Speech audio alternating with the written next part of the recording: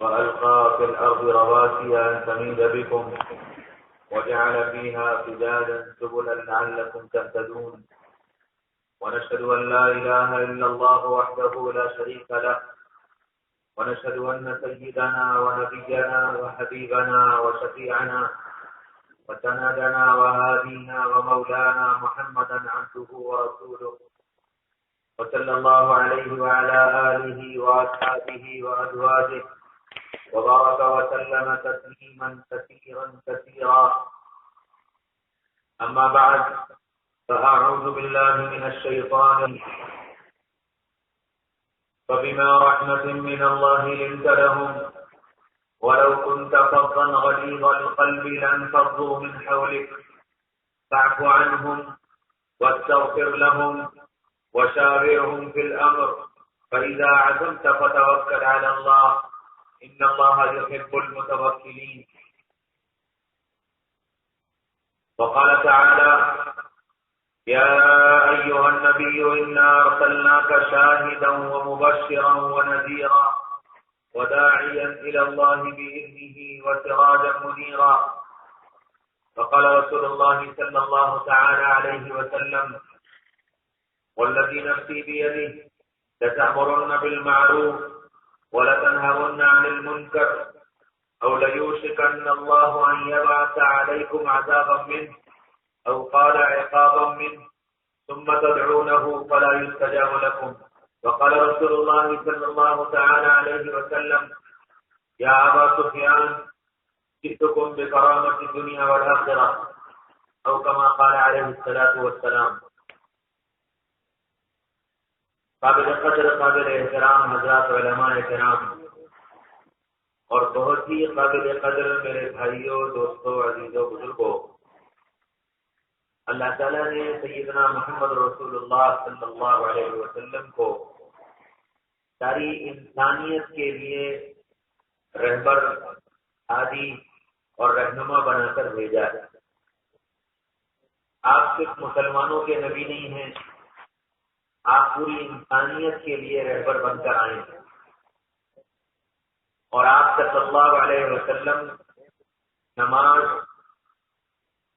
قرآن، ذکر، تسبیح، حج، روزہ، زکوٰۃ صرف یہی بتانے نہیں آئے، بلکہ آپ صلی اللہ علیہ وسلم ایک کامل، اکمل، مکمل زندگی انسانیت کو دینے، سکھانے اور بتانے کے لیے تشریف لائے.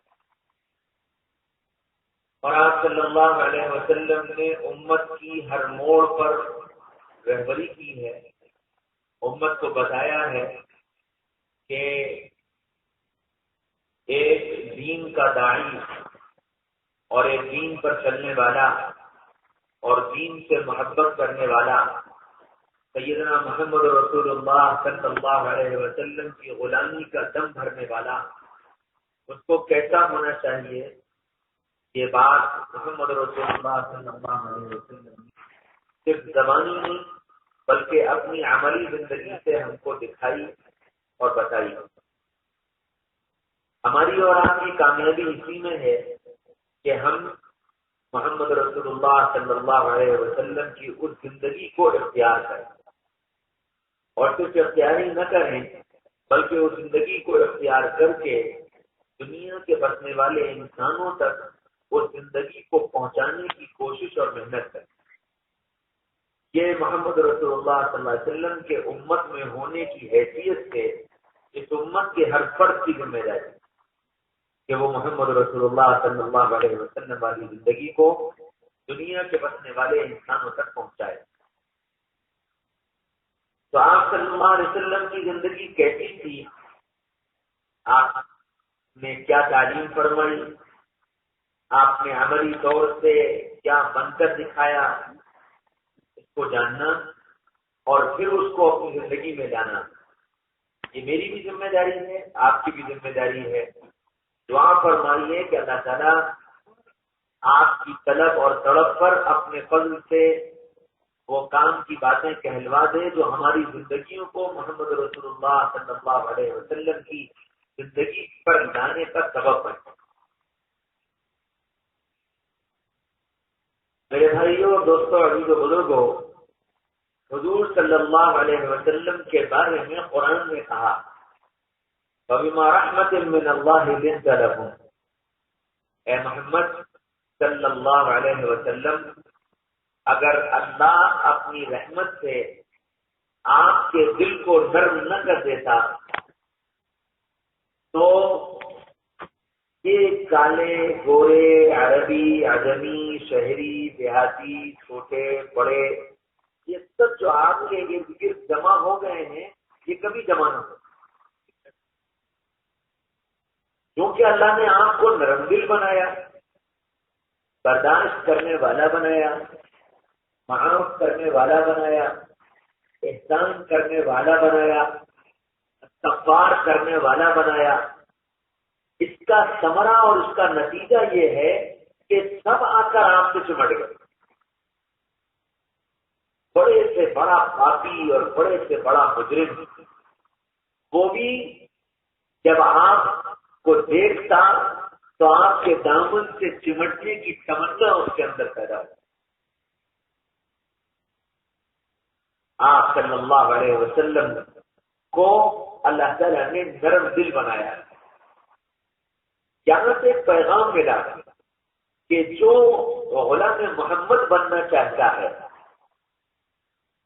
جو محمد رسول اللہ صلی اللہ علیہ وسلم سے محبت کا دعوے دار ہے، اپنے دعوے میں وہ اس وقت تک سچا نہیں ہو سکتا جب تک کہ وہ خود نرم دل نہ بنے،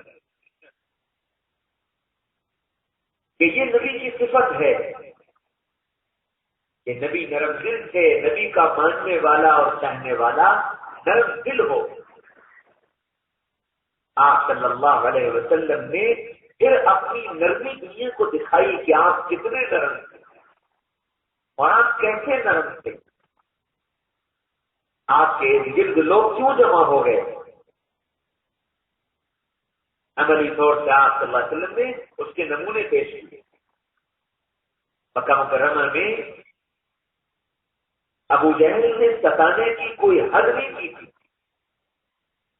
آپ نماز پڑھنے کے لیے کھڑے ہوئے، سجدے میں تشریف لے گئے تو اونٹ کی اوجڑی لا کر ڈالی۔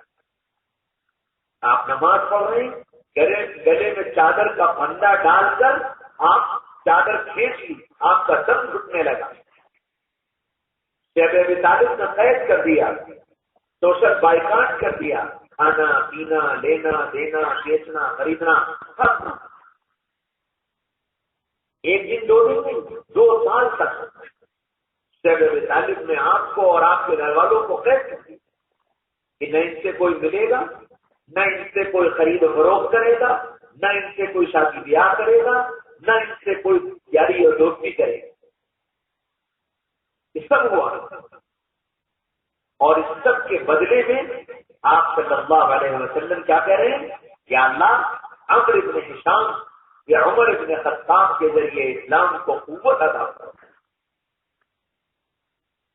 وہ جو آپ کا جانی دشمن عمر نکلے گھر سے آپ کی گردن مارنے کا ارادے، ابو جہل روز صبح شام بیٹھ کر پلاننگ کر رہا ہے کیا کیا جائے کہ محمد رسول اللہ سے چھٹکارا ملے۔ ہر دن نئی سازش، ہر دن نئی اسکیم، لیکن ان دشمنوں کے لیے نبی کی زبان سے کیا نکل رہا؟ یا اللہ عمرو بن ہشام یعنی ابو جہل اور عمر بن خطاب ان دونوں میں سے کسی کے ذریعے اسلام کو قوت عطا فرما، انہیں ہدایت دے دی۔ پھر طائف گئے، طائف والوں نے پتھروں سے لہو لہان کر دیا،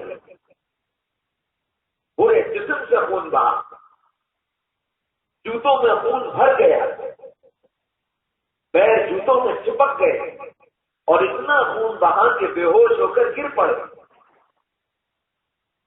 زید رضی اللہ عنہ نے گودی میں اٹھا کر جا کر ایک پیڑ کے سہارے سے بٹھا دیا،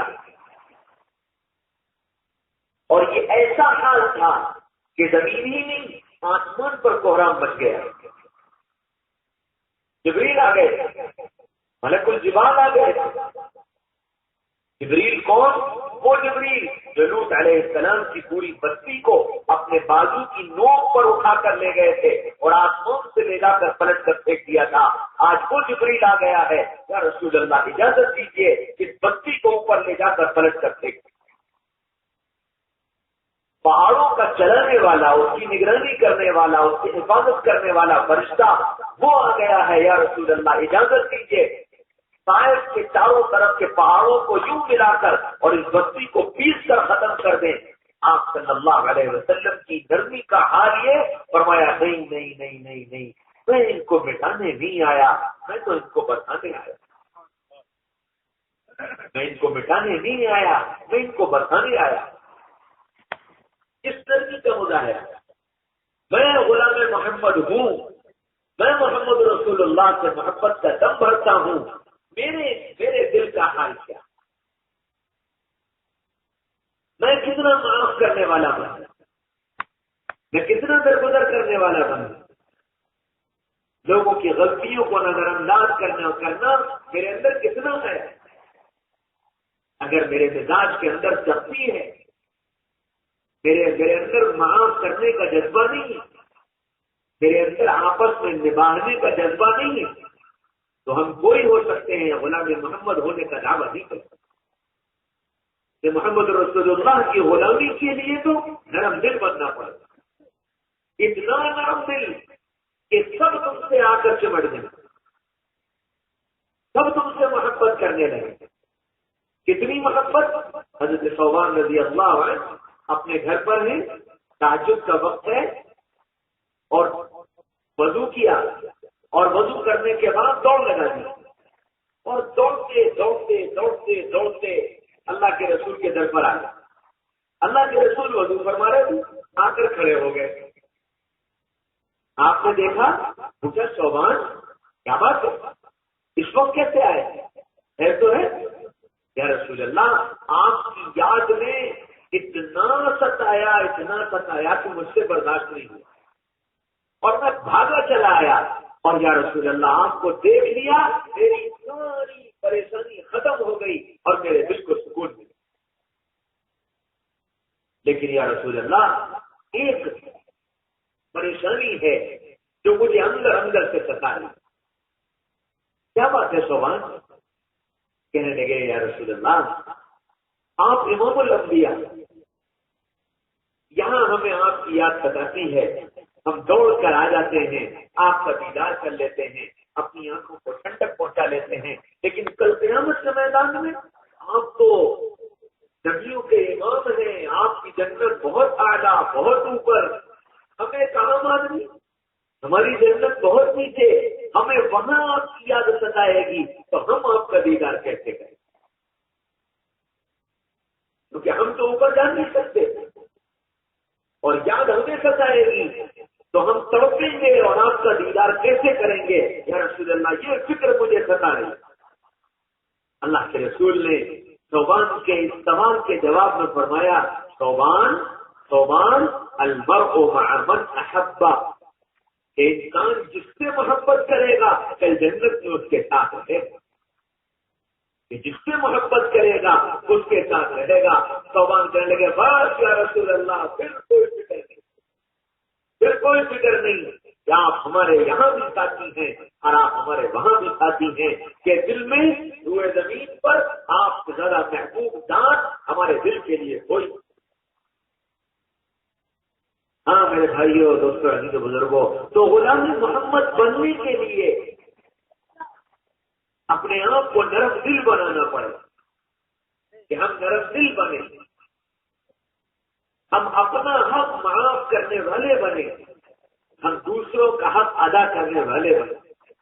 آج کا بگاڑ یہ نہیں ہے، آج کا بگاڑ یہ ہے کہ ہم میں سے ہر ایک اپنے حق کا طالب ہے اور دوسرے کے حق کو مارنے کی فکر میں لگا ہے کہ مجھے یہ نہ دینا پڑے، مجھے یہ نہ کرنا پڑے، مجھے یہ نہ سننا پڑے، اور میرا مسئلہ جب آئے تو جو میرا ہے مجھے ملنا چاہیے۔ باپ ہے تو وہ اس بات کا طلبگار ہے کہ بیٹا میرا حق ادا کرے، اور بیٹا ہے تو وہ اس بات کا طلبگار ہے کہ باپ میرا حق ادا کرے۔ بھائی ہے تو وہ اس کا طلبگار ہے کہ بھائی میرا حق ادا کرے، بہن ہے تو وہ اس کی طلبگار ہے کہ بھائی میرا حق ادا کرے، شوہر ہے تو وہ اس کا طلبگار ہے کہ بیوی میرے حق ادا کرے، اور بیوی ہے تو وہ اس کی طلبگار ہے کہ شوہر میرا حق ادا کرے۔ اس کے طلبگار کوئی نہیں الا ماشاء اللہ جو یہ فکر کرتے ہو کہ نہ مجھے اپنا حق کسی سے نہیں چاہیے، لیکن کسی کا حق اگر میرے ذمے ہے تو میں اس کو ادا کرنے کے لیے تیار۔ محمد رسول اللہ صلی اللہ علیہ وسلم نے یہی سکھایا کہ اپنا حق معاف کر دو اور دوسروں کا حق ادا کرو۔ پھر آپ صلی اللہ علیہ وسلم نے اس کے عملی نمونے پیش کیے۔ ہر موقع پر خود بھوکے رہو دوسروں کو کھلا دو، خود پیاسے رہو دوسروں کو پلا دو، خود تکلیف اٹھا لو دوسروں کو راحت پہنچا دو، کہ یہ شان نبوت ہے۔ اور اسی وجہ سے علماء نے لکھا ہے کہ حضرت محمد صلی اللہ علیہ وسلم غصے والے مزاج کے نہیں، آپ نرم دل تھے۔ قرآن کہہ رہا ہے آپ غصہ نہیں کرتے تھے۔ حضرت انس رضی اللہ عنہ فرماتے ہیں کہ میں 10 سال نبی پاک صلی اللہ علیہ وسلم کی خدمت میں نوکر بن کر رہا، اور 10 سال میں اللہ کے رسول نے کبھی مجھ سے یہ نہیں کہا انس یہ کیوں کیا، انس یہ کیوں نہیں کیا۔ یہ 10 سال میں کبھی اللہ کے رسول کی زبان سے یہ نہیں۔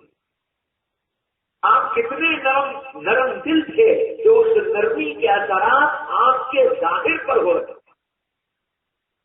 حضرت عائشہ رضی اللہ عنہا اپنے سہیلیوں کے ساتھ بیٹھی باتیں ہو رہی، تو باتیں ہوتے یہ بات نکلی کہ سب اپنے اپنے شوہروں کی تعریف بتاؤ کہ کس کا شوہر کیسا ہے۔ تو سہیلیوں نے بتانا شروع کیا، ایک بولی میرا شوہر شیر کی طرح ہے، جب بولتا ہے تو دہاڑتا ہے اور بہادر ہے اور جری ہے اور ہمت والا ہے۔ ایک نے کہا میرا شوہر لومڑی کی طرح چالاک ہے، پھرتیلا ہے اور تیز رفتار ہے، اور سب نے ایسی بیان کیا کہ میرا شوہر ایسا، میرا شوہر ایسا، میرا شوہر ایسا۔ حضرت عائشہ رضی اللہ عنہ کی باری آئی، عائشہ اور تیرا شوہر کیسا ہے؟ تو کہنے لگی میرا شوہر تو خرگوش کی طرح ہے، میرا شوہر تو خرگوش کی طرح ہے، نرم ملائم اور اتنا نرم کہ ہاتھ بھی رکھ دو تو اپنے آپ کو سمیٹ لے، اتنا نرم کہ ہاتھ بھی رکھ دو تو اپنے آپ کو سمیٹ لے۔ آپ نے دیکھا ہوگا کہ خرگوش پر ہاتھ رکھو تو وہ اپنے کان سمیٹ لیتا ہے، اپنے آپ کو سمیٹ لیتا ہے، چپک جاتا ہے کہ میرا شوہر تو اتنا نرم۔ پوچھا گیا اما عائشہ سے کہ اللہ کے رسول گھر میں کیسے رہتے تھے؟ تو فرمایا کہ اللہ کے رسول گھر میں ہنستے مسکراتے رہا کرتے تھے، اور باہر کیسے رہتے تھے؟ دائم الفکر متواصل الاحزان، کے باہر فکر مند رہتے تھے، غمگین رہتے تھے، اور گھر کے اندر کان بسام ضحاکا، گھر کے اندر ہنستے تھے، ہنساتے تھے، مسکراتے تھے، چہروں پر مسکراہٹ لاتے تھے، ایسے نرم تھے۔ میں غلام محمد ہوں، میں کیسا ہوں، میرا مزاج کیسا ہے، گھر کے باہر کا مزاج کیسا، گھر کے اندر کا مزاج کیسا، بیوی بچوں کے ساتھ مزاج کیسا، یاروں دوستوں کے ساتھ مزاج کیسا، کہ اب یہ مزاج بتائے گا کہ میں غلام محمد کہلانے کے لائق ہوں یا نہیں۔ داڑھی رکھ لینا، ٹوپی پہن لینا، کرتا پیجامہ پہن لینا، یہ غلامی کی علامت نہیں ہے۔ غلامی تو وہ زندگی ہے جو محمد رسول اللہ صلی اللہ علیہ وسلم دے کر گئے، کیونکہ داڑھی تو یہودی بھی رکھتا ہے، ٹوپی تو عیسائی بھی پہنتا ہے۔ ایک ٹوپی پہن لینے کی وجہ سے اور داڑھی رکھ لینے کی وجہ سے ہم غلام محمد نہیں بن جائیں گے۔ غلام محمد بننے کے لیے تو وہ زندگی اختیار کرنی پڑے گی جو محمد رسول اللہ صلی اللہ علیہ وسلم دے کر گئے، جس میں اخلاق تھے، جس میں معاملات تھے، جس میں معاشرت تھی، جس میں آپسی رہن سہن تھا، آپسی زندگی تھی، سب کچھ آپ صلی اللہ علیہ وسلم نے سکھایا تھا۔ اس زندگی کو اختیار کر کے ہم غلام محمد کہلانے کے مستحق ہیں۔ تو پہلی بات بتائی کہ نبی کے اندر غصہ نہیں تھا، والکاظمین الغیظ والعافین عن الناس واللہ یحب المحسنین، کہ جو جتنا نبی کے قریب ہوتا جائے گا، جو جتنا غلام محمد بنتا جائے گا، جتنی نبی کی ادائیں زندگی میں آتی جائیں گی، اس کے اثرات کیا ہوں گے؟ اس کا پہلا اثر یہ ہوگا کہ وہ غصے کو برداشت کرنے والا بن جائے۔ غصہ تو آئے گا، فطری چیز، ایک انسانی فطرت ہے غلط پر غصہ آنا،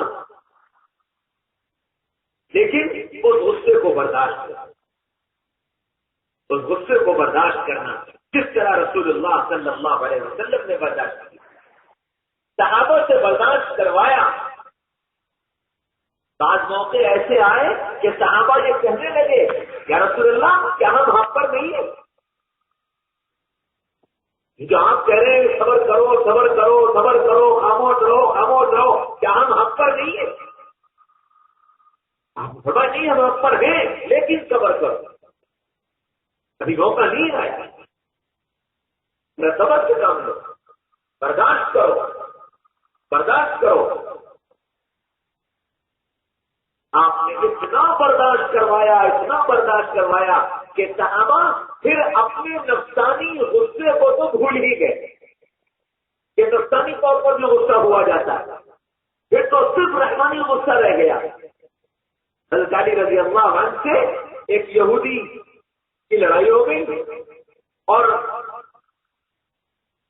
اللہ کے رسول اور حضرت علی نے اس یہودی کو پٹخ دیا اور اس کے سینے پر بیٹھ گئے۔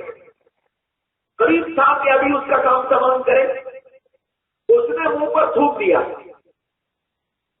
اور جیسے ہی منہ پر تھوکا حضرت علی اٹھ کر کھڑے ہو گئے۔ وہ پوچھنے لگا کہ یہ کیا کیا تم نے؟ میں تو بے بس ہو چکا تھا اور میرے پاس کچھ بھی اس سے بچنے کا راستہ نہیں تھا، تو میں نے اپنا غصہ نکالا تھا کہ تمہارے منہ پہ تھوک دیا، جانتا تھا کہ میری جان بھی چلی جائے گی، لیکن یہ تم نے کیا کیا؟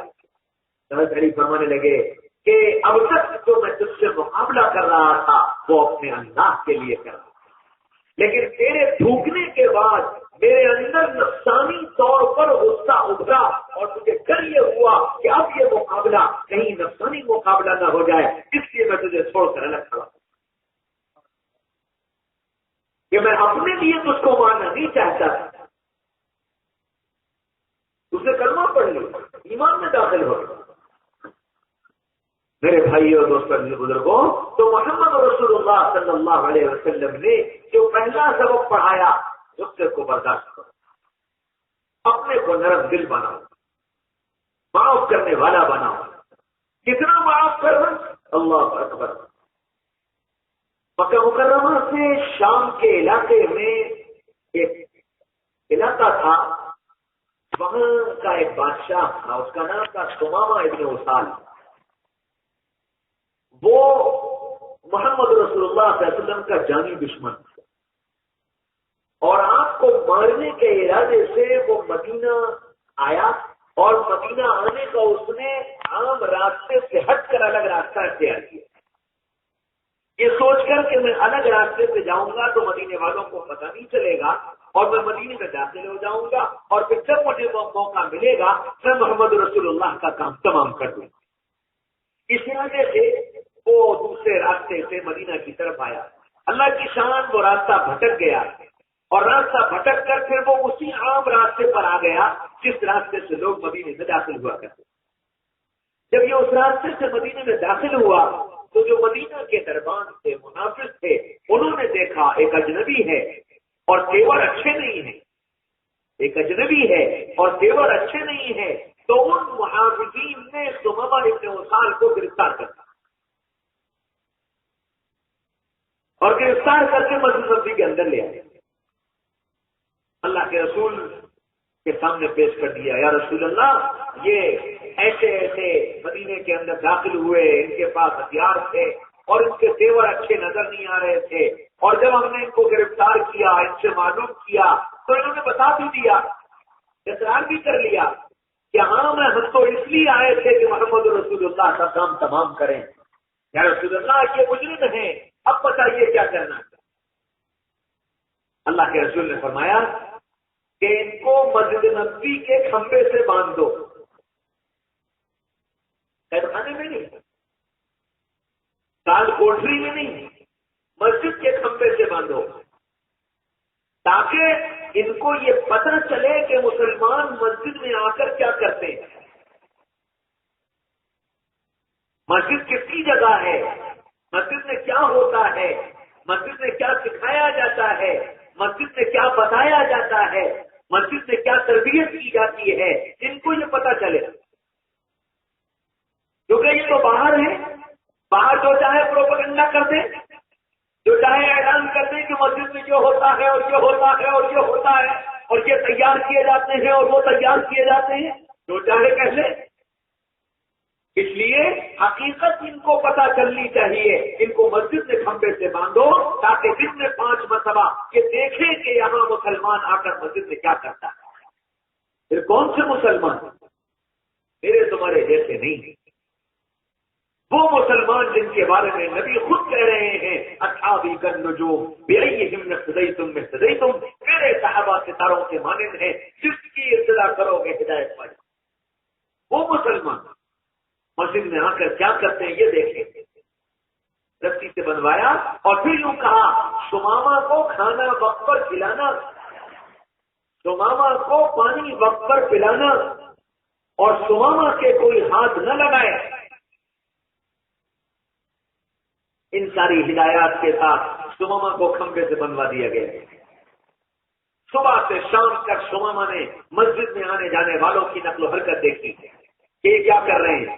کسی کو دیکھا کہ سجدے میں پڑا تڑپ رہا ہے، کسی کو دیکھا کہ ہاتھ اٹھا کر آنسو بہا رہا ہے، کسی کو دیکھا کہ قرآن پڑھ رہا ہے، کسی کو دیکھا قرآن سیکھ رہا ہے، کسی کو دیکھا کہ اپنی نماز درست کر رہا ہے، کسی کو دیکھا تجارت کے مسائل سیکھ رہا ہے، کہ پوری مسجد کے اندر نگاہ گھما گھما کر سمامہ دیکھتے رہے کہ مسجد میں کیا ہو رہا ہے، مسجد میں کیا ہو رہا ہے۔ تو اس مسجد میں سوائے آنکھوں کے اور سستیوں کے اور تڑپنے کے اور بلکنے کے اور علم کی طلب کے اور علم کی پیاس کو بجھانے کے اور کچھ نظر نہ آیا۔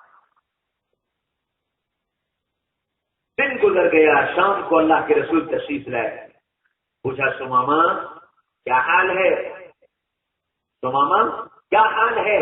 تو سمامہ نے یوں منہ پھیر لیا اور منہ پھیر کر کہنے لگے پہلے تو رسی سے بنوا دیا اور اب پوچھتے ہو کیا حال ہے؟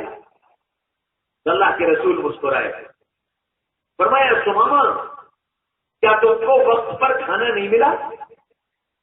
کیا تم کو وقت پر پانی نہیں ملا؟ کیا میرے ساتھیوں نے تم کو ستایا؟ کہنے لگے نہیں، ایسا کچھ نہیں ہے اور سب کچھ ملا۔ تو اللہ کے رسول نے فرمایا اچھا سمامہ بس ایک کام کر دو، کہ کیا؟ کہ میرے چہرے کی طرف دیکھ لو، میرے چہرے کی طرف دیکھ لو۔ تو سمامہ غصے میں آ گیا اور غصے میں آ کر نہ جانے کیا کیا اور بول بکنا شروع کر دی اور کہنے لگا کہ میں جان دے سکتا ہوں تیرے چہرے کی طرف نہیں دیکھ سکتا، روئے زمین پر مجھے تیرے چہرے سے زیادہ کوئی چہرہ مرموز نہیں، اور اللہ کے رسول کہ سمامہ بس میرے چہرے کی طرف ایک نگاہ دیکھ، نہیں مانی۔ اللہ کے رسول تشریف لے گئے، دوسرا دن گزرا، شام ہوئی، پھر اللہ کے رسول تشریف لائے، سمامہ کیا حال ہے؟ کوئی جواب نہیں دیا۔ آپ نے فرمایا سمامہ میری بات مان لو، ایک نگاہ میرے چہرے کو دیکھ لو۔ سمامہ نے پھر وہی جواب دیا، منہ پھیر کر جو منہ میں آئی بکتے رہے، اور جو صحابہ ہیں وہ غصے سے لال پیلے ہو رہے۔ یا رسول اللہ اجازت دیجیے۔ تیسرا دن آیا، پھر اللہ کے رسول تشریف لائے، سمامہ کیا حال ہے؟ سمامہ میری بات مان لو، ایک نگاہ میرے چہرے کی طرف دیکھ لی۔ سماما نے پھر جو منہ میں آیا بکتے رہے اور اتنا بکا کہ عمر کا چہرہ سرخ ہو گیا اور تلوار میان سے باہر نکال کر کہنے لگے یا رسول اللہ بات تک اجازت کیجیے اس کی گردن مار دوں۔ فرمایا ٹھہر جاؤ عمر۔ سماما اچھا تم بتاؤ تم کیا چاہتے ہو؟ تو سماما کہنے لگے کہ اگر تم مجھے مار دو تو میں اس کا مستحق ہوں، ظلم نہیں ہے، کیونکہ میں تو آیا ہی اس لیے تھا یا مروں گا، تو تم اگر مار دو تو میں اس کا مستحق ہوں، اور اگر چھوڑ دو تو یہ تمہارا احسان ہے۔ تو آپ نے پھر فرمایا اچھا سماما تم صرف میری طرف ایک نگاہ دیکھ لو۔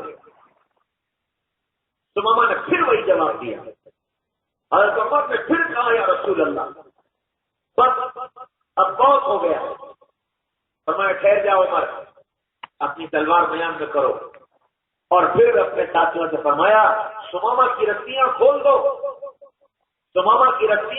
دو اور سماما کو جانے دو کہ اپنی قوم کے بہت بڑے اور عزت والے آدمی، ان کی رسیاں کھول دو اور انہیں جانے دو کہ اپنی قوم کے بہت بڑے اور عزت والے آدمی۔ نبی پاک صلی اللہ علیہ وسلم کی زبان سے یہ جملے سن کر سماما چڑھ رہ گئے اور ایسے حیران ہوئے کہ حیرانی میں آپ کے چہرے پر نگاہ پڑ گئی کہ محمد صلی اللہ علیہ وسلم یہ تم نے کیا کیا؟ میں تو تمہارا چہرہ دیکھنے کو بھی تیار نہیں اور تم نے میرے ساتھ یہ معاملہ کیا۔ لیکن زبان سے کچھ نہیں بولے، صرف نگاہیں ٹکرائی، صرف آپ کے چہرے کو دیکھا اور ادھر رسیاں کھلی۔ آپ نے فرمایا سماما جاؤ، اور سماما نے دوڑ لگا دی۔ سماما کہتے ہیں میں اتنی تیز دوڑا مجھے ڈر یہ تھا کہ کہیں ایسا نہ ہو کہ کوئی غلام محمد آگے مجھے مل جائے، میں جو حرکت کر کے آیا ہوں اس کا نتیجہ یہ ہے کہ جو مجھے ملے گا وہ مجھے جان سے مار دے گا، تو میں اپنی جان بچانے کے لیے بھاگا۔ کہنے لگے کہ میں بھاگ رہا تھا، میرے قدم آگے دوڑ رہے تھے لیکن میرا دل پیچھے دوڑا، اور یہاں تک کہ میں مدینے کے باہر پہنچا تو میں دل کے ہاتھوں اپنی بازی ہار گیا،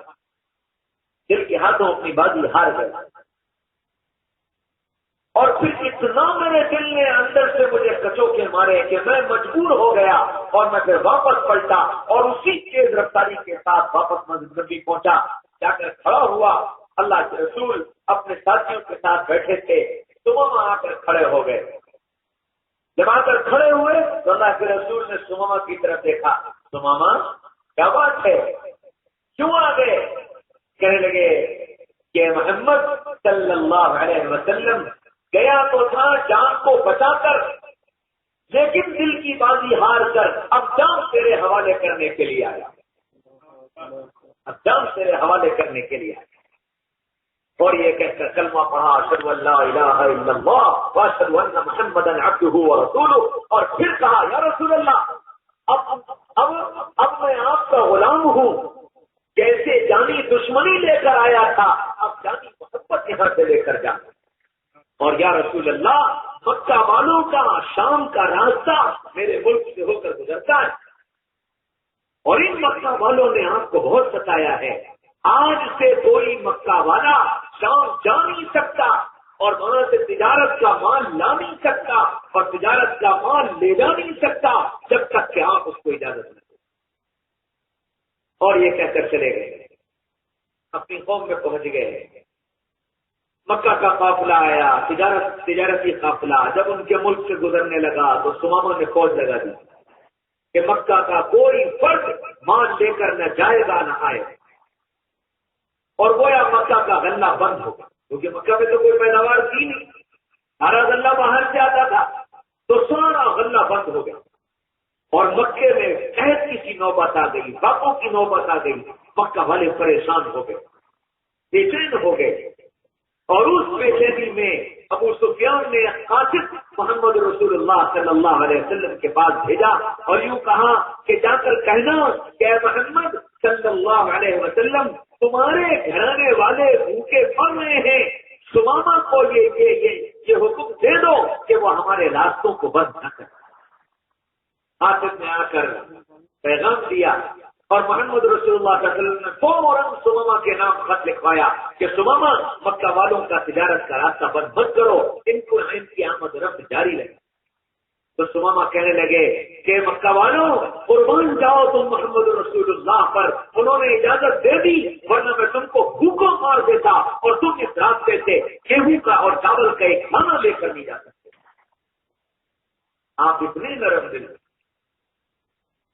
ورنہ آپ کو تو موقع ملا تھا 13 سال تک جنہوں نے ستایا تھا، جنہوں نے پانی کے ایک گھونٹ کے لیے ترسا دیا تھا اور تڑپا دیا تھا، جنہوں نے بھوکے بچوں کو تڑپتے ہوئے مرنے پر مجبور کیا تھا، آج اس سے بدلہ لینے کا موقع تھا کہ ایک سمامہ کے اشارے پر پورے مکہ کے اندر قحط کی حالت ہو جاتی اور لوگ بھوکے پیاسے مرنے لگتے، اور یہ صرف محمد رسول اللہ صلی اللہ علیہ وسلم کے اشارے پر ہونا تھا۔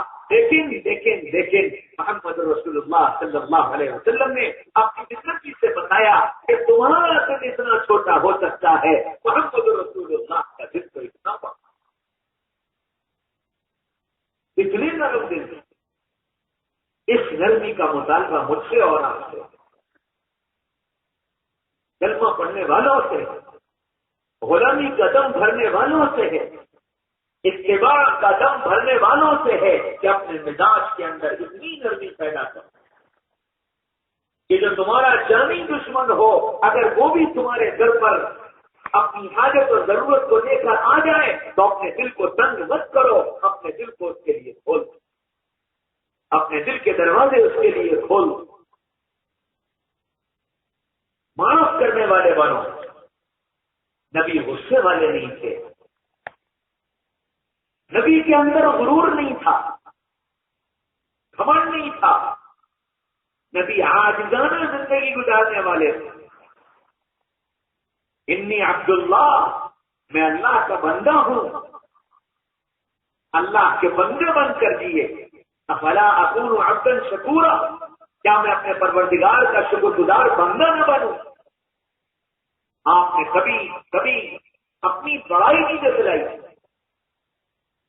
جب ایسے مواقع آئے کہ اللہ کی نعمتوں پر شکر ادا کیا جائے تو آپ ایک ایک نعمت کو بتاتے جاتے تھے اور پھر کہتے جاتے تھے میں اس پر فخر نہیں کرتا، میں اس پر فخر نہیں کرتا، میں اس پر اتراتا نہیں، میں اس پر اخلاتا نہیں، میں اس پر گھمنڈ نہیں کرتا، یہ میرے اللہ کا احسان، یہ میرے اللہ کا احسان، مجھے اس نے یہ نعمت دی، یہ نعمت دی، یہ نعمت دی۔ تو محمد رسول اللہ صلی اللہ علیہ وسلم نے بتایا کہ جو غلام محمد ہوگا وہ عاجزانہ زندگی گزارے گا۔ وعباد الرحمن الذین یمشون علی الارض ہونا واذا خاطبهم الجاهلون قالوا سلاما، کہ جو رحمان کے بندے ہیں جب وہ زمین پر چلتے ہیں تو عاجزی کے ساتھ چلتے ہیں، لوگ ان سے جہالت کی بات کرتے ہیں، لوگ ان سے لڑنے جھگڑنے کی بات کرتے ہیں، لیکن یہ رحمان کے بندے، یہ غلام محمد، یہ ان کے ساتھ سلامتی کی بات کرتے ہیں، پیار اور محبت کی بات کرتے ہیں، اپنے کو چھوٹا بنا دیتے ہیں، عاجزی والی زندگی اختیار کرتے ہیں۔ محمد رسول اللہ صلی اللہ علیہ وسلم بندہ بن کر جیے اور بندہ بنانے آئے۔ غلام محمد کی یہ ذمہ داری ہے کہ وہ بندہ بن کر جیے اور دنیا کو بندہ بنانے کی کوشش کرے۔ ہم عقل مکر دکھانے نہیں آئے، ہم غصہ گرمی دکھانے نہیں آئے، ہم برداشت کرنے والے بن کر دنیا میں جینے کے لیے آئے ہیں، ہم عاجزی کے ساتھ اور چھوٹے بن کر زندگی گزارنے کے لیے آئے۔ من تواضع للہ رفعہ اللہ، جو اپنے کو اللہ کے لیے چھوٹا بنا لے گا اللہ اسے بڑا بنا دے، اللہ اسے بڑا بنا دے۔ تو ہم اپنے کو چھوٹا بنا لیں، ہم عاجزی والی زندگی اختیار کریں۔ اب ہم میں سے ہر ایک اپنی زندگی کا جائزہ لے کہ میرا مزاج کیسا ہے، میرے اندر کتنی اکڑ پکڑ ہے اور میرے اندر کتنی عاجزی ہے۔ سفید کپڑے پہن لیے تو اترانے لگے، سفید گاڑی پہ بیٹھ گئے تو اترانے لگے، 4 لوگوں نے سلام کر لیا تو اترانے لگے، کوئی کرسی مل گئی تو اترانے لگے، کوئی عہدہ مل گیا تو اترانے لگے۔ میرے بھائیوں اور دوستوں کی بزرگوں، اور یہ وہ بیماری ہے جو ہر فرد کے اندر پیدا ہوتی ہے، اور پھر اس کے علاج کی ضرورت ہے۔ ایک بزرگ تھے، گھر سے جمعے کی نماز پڑھنے نکلے تو سفید کپڑے پہنے، خوشبو لگائی اور چل دیے۔ نماز پڑھ کے آئے تو اپنے شیخ کو خط لکھا، حضرت آج میں گھر سے سفید کپڑے پہن کر خوشبو لگا کر نماز کے لیے نکلا تو میں نے 2 مرتبہ اپنے آپ کو دیکھا اور دل میں خیال آیا بڑا اچھا لگ رہا ہوں، دل میں خیال آیا بڑا اچھا لگ رہا ہوں، کیا کروں؟ تو شیخ کا جواب آیا کہ ہر نماز میں نمازیوں کے جوتے اپنے سفید کرتے کے دامن سے صاف کر دیا کریں اور جوتوں کو سیدھا کر کے رکھ دیا کریں، جب تک دل کی یہ کیفیت دور نہ ہو یہ عمل کرتے رہیں۔ خط ملا اور اسی وقت سے انہوں نے یہ عمل شروع کر دیا۔ 1 مہینے تک اپنے کرتے کے دامن سے نمازیوں کے جوتے صاف کر کے سیدھے رکھے، اور پھر 1 مہینے کے بعد خط لکھا، حضرت الحمدللہ اب طبیعت کے اندر اتنا ٹھہراؤ آ گیا ہے کہ اب سفید پہن لوں یا کالے پہن لوں سب برابر۔ تو میرے بھائی اور دوستوں کے بزرگوں، عقل مکر تو آئے، انسانی فطرت ہے، یہ مزاج نبوت میں اور ترتیب نبوی پر جب انسان اپنے آپ کو لاتا ہے تب اس کے اندر کی عقل مکر نکلتی۔ آج تو نہ مرید ہے نہ شیخ ہے، اگر کوئی شیخ کسی مرید کو بتا دے تو پلٹ کے کہے گا حضرت پہلے خود تو کر لو۔ آج کا تو مرید بھی ایسا ہے، تو پیر بھی مرید کے حساب سے دوا بتاتا ہے، جانتا ہے کہ اگر اس کو ہم نے یہ دوست دے دی تو برداشت نہیں کر پائے۔ ہاں میرے بھائی اور دوستوں کی بزرگوں، دوسرا بڑا مسئلہ یہ ہے کہ ہم نے پیر جس کو چنا یا چنتے ہیں تو اس لیے کم کہ ہماری اصلاح ہوگی، اس لیے زیادہ کہ اس کی دعا سے کاروبار چلتا ہے، اس کی دعا سے نوکری مل جائے گی، اس کی دعا سے شادی ہو جائے گی، اس کی دعا سے اولاد ہو جائے گی، ایسا پیر تلاش کرتے ہیں۔ پیر اس لیے نہیں تلاش کرتے ہیں کہ میری اصلاح ہو، اسی لیے رہتا رضولی میں اور پیر ڈھونڈتا ہے افریقہ کا اور بمبئی کا اور دلی کا، ایک مرتبہ کے بعد کبھی دوبارہ اس سے مل بھی نہ سکے، اور مطمئن ہو جاتا ہے کہ میں تو بیٹھ ہوں فلاں میرے پیر ہیں۔ پیر خالی نام کے لیے نہیں ہوتا، پیر ایک معالج ہے، جیسے ڈاکٹر جسمانی امراض کا علاج کرتا ہے۔ جب آدمی بیمار ہوتا ہے تو ڈاکٹر رضولی میں تلاش کرتا ہے، بمبئی کے ڈاکٹر کو فون نہیں کرتا ہے کہ مجھے بخار آ رہا ہے کون سی دوا کھاؤں، وہ یہاں ڈاکٹر تلاش کرتا ہے تاکہ میں اس کو اپنے آپ کو دکھا سکوں، اپنی تکلیف اسے بتا سکوں، علامات مرض اس کو دکھا سکوں، تاکہ وہ ان علامات کو دیکھ کر میرے لیے میرے مزاج کے مطابق دوا تجویز کر سکے۔ اس طرح جسمانی بیماریوں کے لیے ہم ڈاکٹر کا انتخاب اپنے قریب سے قریب تر کرتے ہیں، مجبور ہو کر ہم باہر جاتے ہیں، مجبور ہو کر۔ اسی طرح روحانی اعتبار سے اپنی تربیت کے لیے اپنا معالج قریب سے قریب تر تلاش کرنا چاہیے، اس کو معالج بنانا چاہیے جس تک رسائی ممکن ہو، جس تک پہنچنا ممکن ہو، جس کو اپنی امراض بتانا ممکن ہو، تاکہ میری تربیت ہو سکے، میری اصلاح ہو سکے۔ محمد رسول اللہ صلی اللہ علیہ وسلم نے صحابہ کو اپنے سے اتنا ملموس کر لیا تھا کہ صحابہ آپ صلی اللہ علیہ وسلم کے پاس آ کر اپنی ساری باتیں کیا کرتے تھے، گھریلو بھی، تجارتی بھی، کھیتی کی بھی، سب کرتے تھے، اور اللہ کے رسول ہر چیز میں ان کی رہبری، ایسا کر لو، ایسا کر لو، ایسا کر لو۔ ایک موقع آیا، ایک اللہ کے رسول کو ایک صحابی اپنے باغ میں لے اور لے جا کر انہوں نے پیڑ دکھایا، رسول اللہ یہ پیڑ، یہ پیڑ، یہ پیڑ، یہ پیڑ۔ تو آپ نے پوچھا کہ بھائی یہ پیڑ تم کیسے بناتے ہو؟ تو انہوں نے بتایا رسول اللہ ایسے ایسے، یہ 2 نسل کی کھجوریں ہیں، ان دونوں کو ملا کر کے ہم ایک جگہ گاڑ دیتے ہیں تو پھر یہ ایک تیسری قسم پیدا ہوتی ہے۔ آپ رسول نے فرمایا کہ بھائی اس کو اس کے بجائے اس کے ساتھ کر لیا کرو اور ایسا کر کے دیکھو۔ صحابی نے ویسے کر لیا۔ وہ اس موسم کے اور اس جگہ کے حالات کے اعتبار سے وہ چیز مناسب نہیں تھی۔ دن گزرے، پھر اللہ کے رسول ان کے یہاں تشریف لے گئے تو ان پوچھا کہ بھائی وہ کیا ہوا؟ یا رسول اللہ وہ تو کامیاب نہیں ہوا اور اس میں تو بڑا نقصان ہو گیا۔ تو اللہ کے رسول نے کیا فرمایا؟ یہ نہیں کہا کہ جو میں نے کہا بس وہی کرو۔ ہم نے کیا فرمایا؟ انتم اعلم بامور دنیاکم، کہ دنیا کے معاملات ہم سے زیادہ تم جانتے ہو، تم جس ترتیب پر کرتے ہو اسی ترتیب سے کرو۔ یہ تو میری ایک رائے تھی، لیکن دین کے معاملے میں صحابہ کی پوری رہبری فرمائی، ہر موقع کی رہبری فرمائی۔ اسی طرح ہمارا اپنے علماء سے تعلق، ہمارا علماء سے تعلق کتنا ہے کہ مولانا صاحب نماز پڑھا دیں اور نکاح پڑھا دیں اور جنازے کی نماز پڑھا دیں، بس یہ 3 کام مولانا صاحب آپ کے ذمے ہیں۔ اور نکاح بھی بس اتنی دیر کے لیے آئیے گا جتنی دیر میں نکاح ہو جائے، نہ اس سے پہلے آئیے گا نہ اس کے بعد رکیے گا۔ اور اب تو اور آسان کر لیا ہے، اب اور آسان کر لیا ہے کہ نکاح ظہر میں ہوگا اور باقی کام سارے مغرب بعد اور عشاء بعد ہوں گے، تاکہ وہ نظام آئے ہی نہیں جو کچھ روکا ٹوکی کریں، جو مرضی چاہو کرو۔ اور ٹھپا یہ کہ اب ہم دیندار ہو گئے، نکاح مسجد میں کریں گے، نکاح مسجد میں کریں گے، اس لیے نکاح ظہر بعد کر لو۔ میرے بھائی اور دوستوں جی بزرگوں، یہ نفسانی اور شیطانی چالیں ہیں۔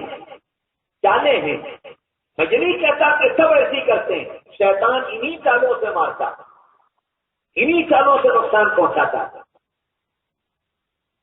جب علماء شادی بیاہ میں جاتے تھے تو روک ٹوک کرتے تھے، یہ نہیں ہونا چاہیے، یہ مت کرو، یہ غلط ہے، یہ غلط ہے۔ ان کا بھائی ملتا ہوا ہم تمہارا آنے کا بہتر ہی ختم کیے تھے، کیا آپ ظہر بعد مسجد میں نکاح پڑھا دینا، ہم 7-8 بڈھوں کو لے کر کے آ جائیں گے، وہاں آپ نکاح پڑھا دینا، آپ کا کام ختم، اب ہم بھی آزاد اور آپ بھی آزاد۔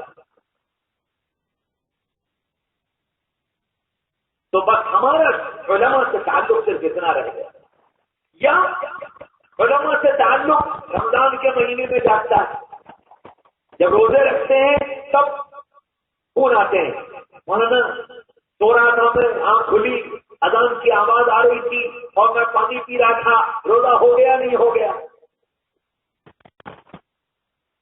مولانا الٹی ہو گئی، روزہ ٹوٹ گیا کہ باقی ہے؟ بس باقی زندگی کبھی میں تجارت کیسے کروں، میں آپس میں پارٹنرشپ کیسے کروں، میں 4 پارٹنر ہیں تو آپس میں حصے کیسے بانٹوں؟ کہ مول صاحب آپ کو اس سے کیا مطلب؟ ہم بینک سے لون لیں، ہم سود پر پیسہ اٹھائیں، ہم جیسے چاہے معاملات کریں، ہمارا پیسہ بننا چاہیے بس۔ اس دین کو نہ سیکھنے کی ضرورت نہ پوچھنے کی ضرورت۔ اچھا، اس کا نتیجہ کیا ہوا کہ ہم علماء بھی بے فکر ہو گئے، مدرسے سے پڑھنے کے آنے کے بعد پھر ہم کو کتابیں اٹھانے کی ضرورت نہیں پڑتی، کیونکہ آپ ٹیڑھے مسائل پوچھتے ہی نہیں، آپ سیدھے سیدھے مسائل پوچھتے ہو جو 10 سال پڑھتے پڑھتے یاد ہو چکے ہوتے۔ ہاں، اس لیے ہم بھی فارغ اور آپ بھی فارغ کہ نہ آپ پوچھو گے نہ ہمیں بتانے کی ضرورت پڑے گی، تو ہم کو بھی کتاب اٹھانے کا موقع نہیں ملتا۔ کیونکہ آپ نے دین کو پوچھنا ہی چھوڑ دیا. میراث کہ میراث بانٹیں گے ہی نہیں. جو مول صاحب سے پوچھنے کی ضرورت پڑے.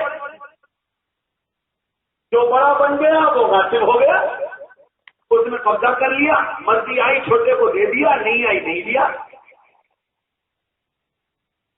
اور زیادہ ہوا تو عدالتیں کھلی ہوئی, مقدمے وہاں لے کر پہنچ گئے. شادی بیاہ کا مسئلہ آیا, جو مرضی چاہیے اپنے بیٹھ کے فیصلے کر دیے, لڑ لیے, مل لیے, لے لیا, دے دیا, جو چاہا اپنی مرضی سے کر لیا, کوئی پوچھنے کی ضرورت نہیں. اور بدنام علماء کو کر دیا. میرے بھائیوں دوستوں جی بزرگوں, یہ اس وجہ سے ہے کہ ہم ابھی اپنے آپ کو غلام محمد بنانے کے لیے تیار نہیں. نام ہے زبان کا, صرف نام ہے زبان کا. محمد رسول اللہ صلی اللہ علیہ وسلم نہ غصے والے تھے نہ غرور والے تھے. آپ نرم دل تھے, آپ عاجزانہ زندگی گزارنے والے تھے.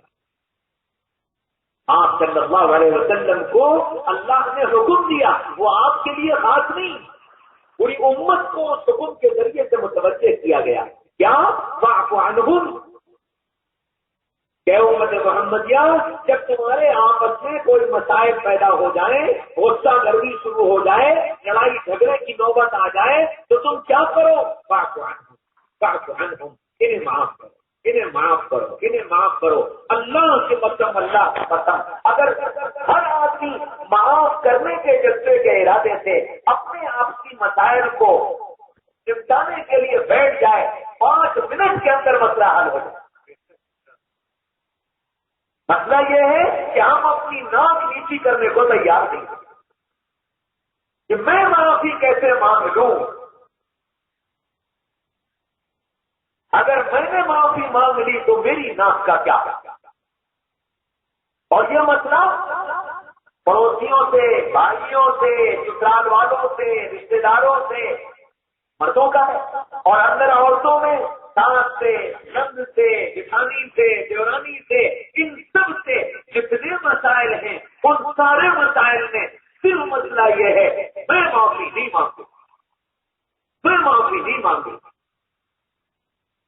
اور قرآن کیا کہہ رہا ہے؟ غلام محمد بننا چاہتے ہو تو معافی مانگنے کی عادت ڈالو, معاف کرنے کی عادت ڈالو. اس کے معافی مانگنے سے پہلے معاف کر دو. فاعف عنہم, اور کیا کرو؟ واستغفر لہم, اور ان کے لیے دعائیں کریں, ان کی کامیابی کی دعائیں. جن سے دشمنی ہے ان کی کامیابی کی دعائیں کریں, جن سے نفرت ہے ان کی عزتوں کی اور محبتوں کی دعائیں کرو. اللہ سے ان کے لیے استغفار کرو کہ اللہ یہ جو کچھ ہو رہا ہے اس پر شیطان مسلط ہو گیا ہے, آپ اپنے کرم سے اس کو شیطان کے کنگل سے آزاد کر دیجیے اور اس کو بھلا انسان بنا دیجیے, اس کے دل میں اپنی محبت ڈال دیجیے اور اس کے دل سے میری نفرت نکال دیجیے. یہ دعائیں مانگو. اگر غلام محمد بننا چاہتے ہو, مرد ہو یا عورت, جو غلام محمد بننا چاہتا ہے وہ کیا کرے؟ اپنے آپ کو نرم بنائے, اپنے آپ کو نرم بنائے, اپنے اندر عاجزی لائے, معاف کرنے کی عادت ڈالے, دعاؤں کا اہتمام کرے, اور پھر جب آپس میں معافی خلافی کے بعد دل مل جائیں تو اس دل مل جانے کو اور مضبوط کرنے کے لیے وشاورہم فی الامر, پھر سارے کاموں میں آپس میں ایک دوسرے سے پوچھ کر آگے بڑھا جائے. کہ یہ دل جیتنے والے کام ہیں, یہ دل جیتنے والے کام ہیں. محمد رسول اللہ صلی اللہ علیہ وسلم یہی سکھانے کے لیے آئے تھے کہ اپنے آپ کو نرم دل بناؤ, اتنا نرم بناؤ, اتنا نرم بناؤ کہ لوگ تم سے گرویدہ ہو جائیں, تم سے محبت کرنے لگیں, اور یہ احساس ان کے دل میں پیدا ہو جائے کہ یہ آدمی سب سے زیادہ مجھ سے محبت کرتا ہے. نبی پاک صلی اللہ علیہ وسلم کی جو صفات لکھی ہیں ان صفات میں سے ایک صفت یہ ہے کہ نبی کی شان یہ تھی کہ جو آپ کے پاس آتا تھا، ملتا تھا، بیٹھتا تھا، وہ یہ سمجھتا تھا کہ اللہ کے رسول سب سے زیادہ مجھ سے محبت کرتے ہیں۔ یہ صفت ہے کہ جتنا مزاج نبوت پر آؤ گے زندگی اس وقت پر آئے گی کہ تمہارے پاس آنے والے تم سے تمہارے جذبات، تمہارے تاثرات، تمہارے بول، ان سب کو دیکھ کر سن کر اس طرح سوچتے ہوئے جائیں گے کہ یہ آدمی سب سے زیادہ مجھ سے محبت کرتا ہے۔ جتنے اللہ والے علماء بزرگان دین گزرے ان کی زندگیاں اٹھا کر دیکھ لو کہ جو ان کے پاس آتا تھا وہ اس طرح جاتا تھا کہ سب سے زیادہ محبت حضرت مجھ سے کرتے، اتنی عاجزی، اتنی معافی۔ تو نبی غصہ نہیں کرتے، نبی غرور نہیں کرتے، عاجزی کے ساتھ زندگی گزارتے۔ نبی کبھی غیبت نہیں کیا کرتے، نبی کبھی غیبت نہیں کیا کرتے، لوگوں کی برائیاں بیان کرتے نہیں پھرتے، لوگوں کے عیب بیان کرتے نہیں پھرتے، بلکہ نبی تو لوگوں کی خوبیاں تلاش کرتے تھے اور لوگوں کی خوبیاں بیان کرتے تھے۔ حضرت خالد بن ولید رضی اللہ عنہ اسلام لانے سے پہلے کٹر دشمن ہیں، کٹر دشمن، اور احد کی جنگ کا سارا نقشہ اکیلے خالد سے بدل دیا۔ احد کے میدان میں صحابہ کامیاب ہو چکے ہیں، مال غنیمت سمیٹا جا رہا ہے، دشمن بھاگ گیا ہے، جنگ ختم ہو چکی ہے۔ دور سے خالد نے دیکھا کہ وہ گھاٹی خالی نظر آ رہی ہے، اگر ہم ادھر سے داخل ہو جائیں تو یہ سب گر جائیں گے۔ تو خالد نے یوں چکر کاٹا پورا، تو پہاڑ کے پیچھے سے اور پورا چکر کاٹ کر کے اس گھاٹی سے اپنے 70 لوگوں کو لے کر داخل ہوئے، اور 70 نے ایسا حملہ کیا کہ 70 صحابہ شہید ہو گئے اور 70 گرفتار ہو گئے، اور جیتی ہوئی بازی ہار میں بدل گئی۔ وہ خالد جب اللہ کے رسول صلی اللہ علیہ وسلم ایک جنگ کے موقع پر آئے تو آپ نے پوچھا خالد کے بھائی سے کہ خالد کہاں ہے؟ کہ وہ تو بھاگ گئے، اور وہ یہ کہنے لگے کہ میں محمد رسول اللہ کی صورت ہی نہیں دیکھوں گا۔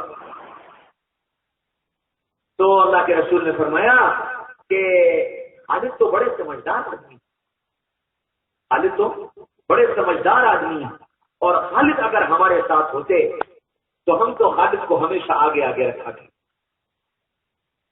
خالد اگر میرے ساتھ ہوتے تو خالد کو ہم ہمیشہ آگے آگے رکھا کرتے۔ بھائی نے یہ پیغام کہلوا دیا کہ خالد تم تو رسول اللہ صلی اللہ علیہ وسلم کے بارے میں یہ سوچتے ہو اور رسول اللہ تمہارے بارے میں یہ گمان کرتے ہیں۔ پیغام سننا تھا کہ خالد کا رکھا تھا، اور حضرت بکر صدیق رضی اللہ عنہ سے ملاقات کی اور اپنا خواب سنایا کہ میں نے خواب دیکھا ہے کہ میں ایک باغ میں ہوں اور اس باغ میں آگ لگ گئی اور سارا باغ جل کر خاک ہو گیا۔ میں اپنی جان بچانے کے لیے اس باغ سے نکل کر بھاگا اور میں بھاگتا جا رہا ہوں کہ ایک اور باغ نظر آیا، تو میں اس باغ میں داخل ہو گیا، اور وہ باغ سرسبز ہے، شاداب ہے، طرح طرح کے پھول ہیں۔ میں اس باغ میں پہنچ گیا، اس کی کیا تعبیر ہے؟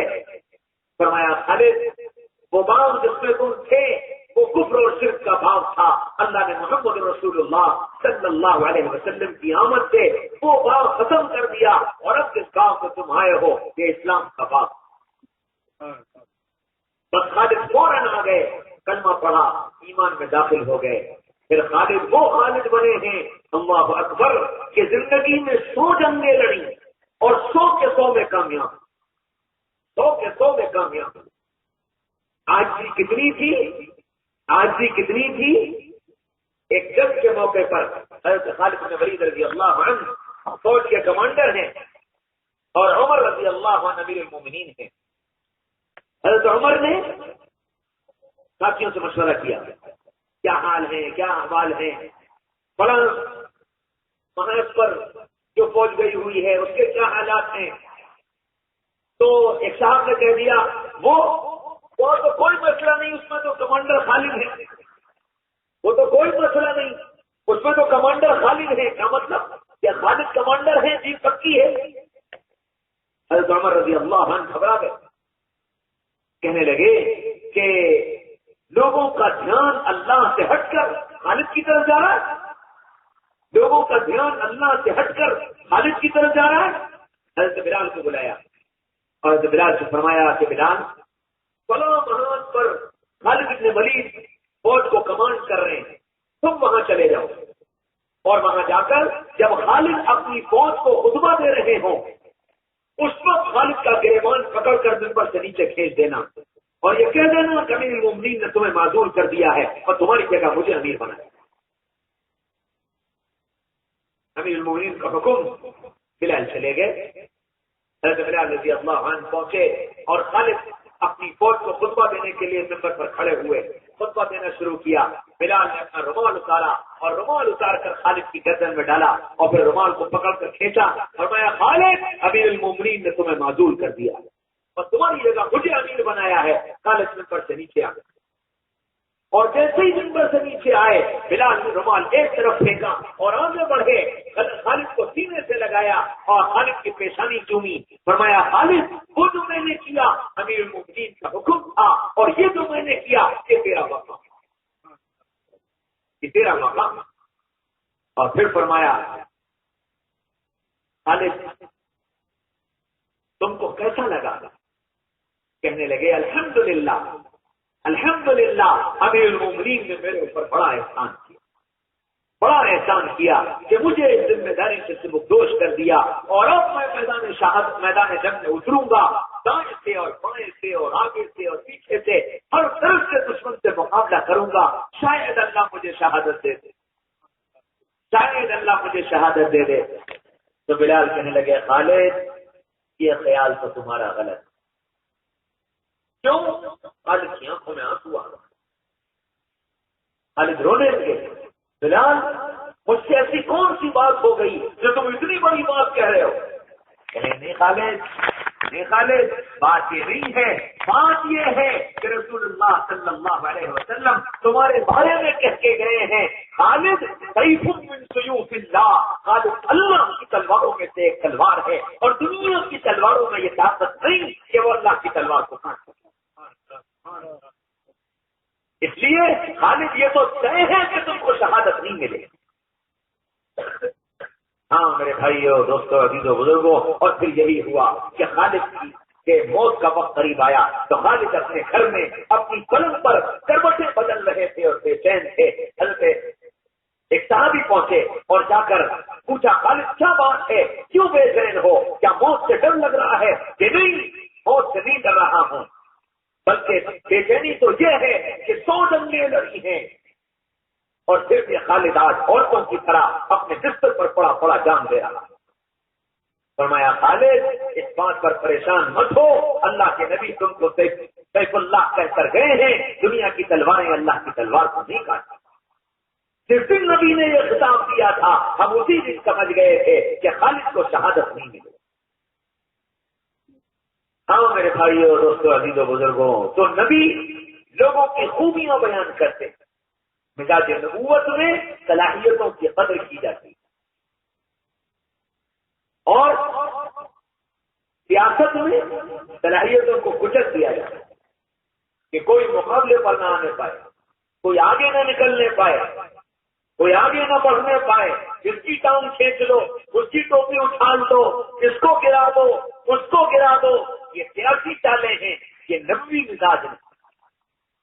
نبوت میں مزاج نبوت میں تو جو آگے جاتا نظر آتا ہے دیکھنے والا اس کو دیکھ کر خوش ہوتا ہے، اطمینان ہوتا ہے. الحمدللہ ہمارے ساتھیوں میں، ہماری جماعت میں، ہمارے لوگوں میں ایسی صلاحیت والا آ گیا، ایسی صلاحیت استعداد والا آ گیا، ایسا کام کرنے والا آ گیا. اس کو آگے بڑھتا دیکھتا ہے، خوش ہوتا ہے، ہاتھ اٹھاتا ہے، آنسو بہاتا ہے، دعائیں کرتا ہے اللہ اسے اور ترقی دے دے اور آگے بڑھا دے اور کام لے لے. یہ مزاج نبوت، یہ مزاج نبوت. تو نبی غیبت نہیں کیا کرتے.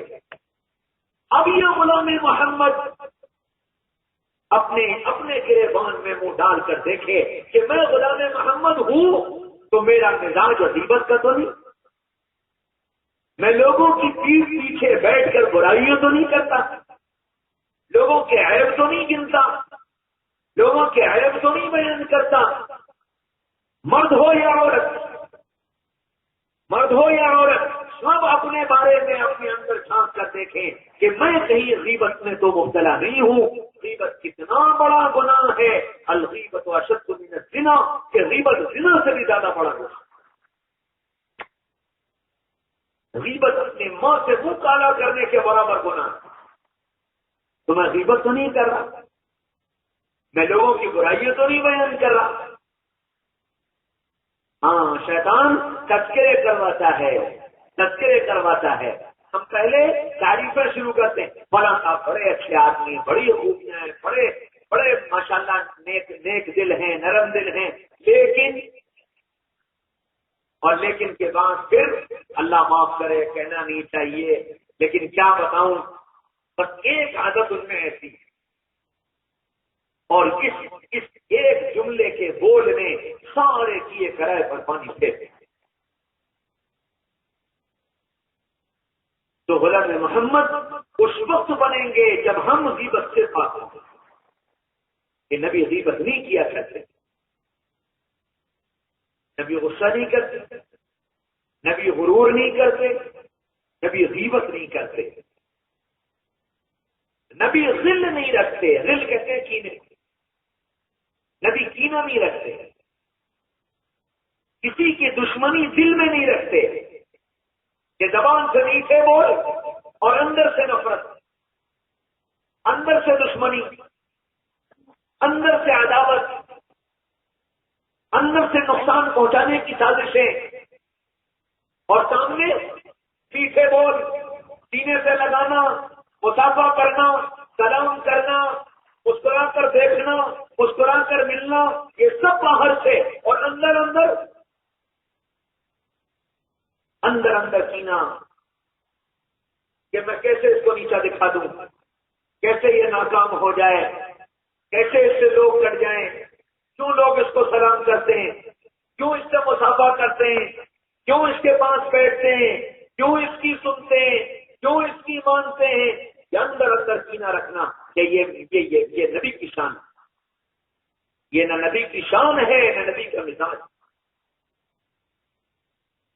نبی کا دل نبی کا سینہ بے کینہ ہوتا ہے، تو مزاج نبوت رکھنے والا اور نبی سے محبت کرنے والا، کہ اس کا سینہ بھی بے کینہ ہوگا،